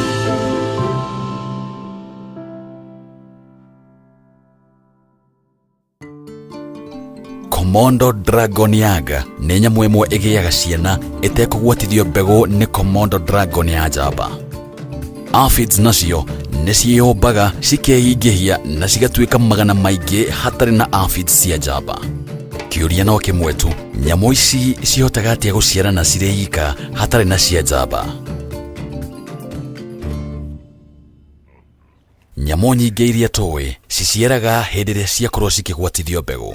Nyamũ cia nga nĩcio cikoragwo na matumbĩ, ĩrĩ nacio cia njamba nĩcio cikoragwo na mbegũ. Ona kũrĩ oro ũguo, nĩ kũrĩ mĩthemba ĩmwe ya nyamũ ĩtarũmagĩrĩra watho ũyũ.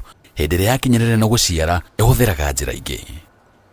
In August 2005, here in London Zoo, mweri wa mũgwanja mwaka wa 2005 bũrũri-inĩ wa Ngeretha, Komodo Dragon ĩmwe yoĩkaine ta Sugei nĩ yahotire gũkorwo ĩkĩrekia matumbĩ maigana ũna. Na mĩeri ĩna thutha ũcio matumbĩ macio magĩkorwo magĩtũrĩka. Hĩndĩ ĩrĩa matumbĩ matũrĩkire nĩ yahotire gũkorwo ĩkĩgĩa na Komodo Dragons 4. No ũyũ no wonekane ũrĩ o ũndũ wa kawaida. No ũndũ nĩ atĩ Komodo Dragon ĩno gũtirĩ hĩndĩ yakoretwo ĩkĩhutania na Komodo Dragon ya njamba kwa makĩria ma mĩaka ĩrĩ. in fact fertilized her own eggs and given birth without any male involvement. Ũndũ ũyũ warĩ wa kũgegania kuona atĩ Komodo Dragon Yaga no ĩkorwo ĩkĩrekia matumbĩ marĩa tũngiuga nĩ ma rũhuho, na thutha ũcio matumbĩ macio makorwo magĩtũrĩka na makorwo makiuma Komodo Dragons ingĩ. Ũndũ ũyũ nĩ waheirwo rĩtwa na ũgĩtwo Parthenogenesis. Parthenogenesis nĩ rĩtwa rĩa Kĩngiriki kũrĩa Partheno nĩ virgin kana gathirange, nayo Genesis nĩ birth kana gũciara, na koguo Parthenogenesis nĩ gũciara gwa gathirange. Ndeto cigĩmainie na Komodo Dragons ciambĩrĩirie bũrũri-inĩ wa Indonesia, kũrĩa mũhuhu watambagio na andũ makauga atĩ kwarĩ na nyamũ yahanaga ndemathia, yarĩ na rũrĩmĩ rwahanaga rwa nyoka, yarĩ ũraihu wa mita 6 na ningĩ nĩ yaiganĩte kũrũnda mbogo ng'ima. In 1910, to Europeans. Mwaka wa 1910 athũngũ erĩ nĩo mokire gwĩkĩra mũkonde ũhoro ũyũ wa atĩ nĩ kwarĩ na ciũmbe ta icio na gĩcigĩrĩra kĩoĩkaine ta Komodo. Mbica cia nyamũ ĩno ya magegania nĩ ciahũrirwo na cigĩcoka gũtũmĩrwo mũrũgamĩrĩri mũnene wa Zoological Museum Major Owens. He was equally amazed and employed an experienced Indonesian collector. Nĩandĩkire ataaramu erĩ a kuma bũrũri wa Indonesia kũrĩa mathire makĩnyita dragons ici cirĩ igĩrĩ oro ũndũ ũmwe na ciana iria ciarĩ nacio, kũrĩa ameheire rĩtwa na akĩmĩta Varanus komodoensis. Varanus komodoensis. No na kũrĩ oro ũguo, World War I nĩyo yatũmire andũ matikanacoke thĩinĩ wa island ĩyo ya Komodo. No mwaka-inĩ wa 1926 nĩ kwagĩire na icera rĩrĩa rĩatongoragio nĩ mũthũngũ woĩkaine ta William Baden, na rĩrĩa itanya rĩarĩo rĩarĩ kũmenya maingĩ megemainie na gĩcigĩrĩra gĩkĩ. Amwe a arĩa marĩ icera-inĩ rĩrĩ nĩ mũtumia wa William Baden, Dr. Emmett Reid, ũrĩa arĩ mũtaaramu wa nyamũ cia gĩthaka oro ũndũ ũmwe na mũhũri wa mbica. Thenema ĩrĩa moire ya kĩũmbe gĩkĩ gĩa kũgegania nĩ yacokire gũkũngũĩrwo guothe thĩ ng'ima. Kuma hĩndĩ ĩyo mwaka-inĩ wa 1927 Komodo dragons igĩrĩ nĩ ciakorirwo cikĩonekana Europe. Gĩkĩ nĩ kĩũmbe gĩetigĩrĩtwo na kĩahanaga gũkorwo kĩrĩ ũgwati mũnene, no ũndũ ũrĩa wa magegania nĩ atĩ Komodo dragons ciarĩ nyamũ horeri na citiarĩ na ngũĩ. Magegania ma ũrĩa Komodo dragon ĩgĩaga ciana ciayo nĩ maũndũ mokire kũmenyekana makĩria ma mĩaka 40 thutha ũcio. Gũciara kwa nyamũ iria cikoragwo kĩrathi-inĩ kĩa reptiles nĩ gũkoragwo kũrĩ na ũtiganu tũkĩringithania na nyamũ iria cikoragwo cirĩ kĩrathi-inĩ kĩa mammals. Kũrĩ ing'ang'i, itumbĩ gũkorwo rĩrĩa njamba kana rĩrĩa nga kũringanaga na ithimi cia ũrugarĩ. Matumbĩ marĩa makomereirio handũ hena ũrugarĩ marutaga ing'ang'i cia njamba, namo marĩa makomereirio handũ hatarĩ na ũrugarĩ makaruta ing'ang'i cia nga.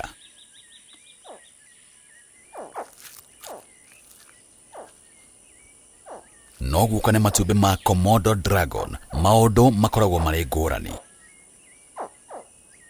The fact that Komodo dragon eggs can develop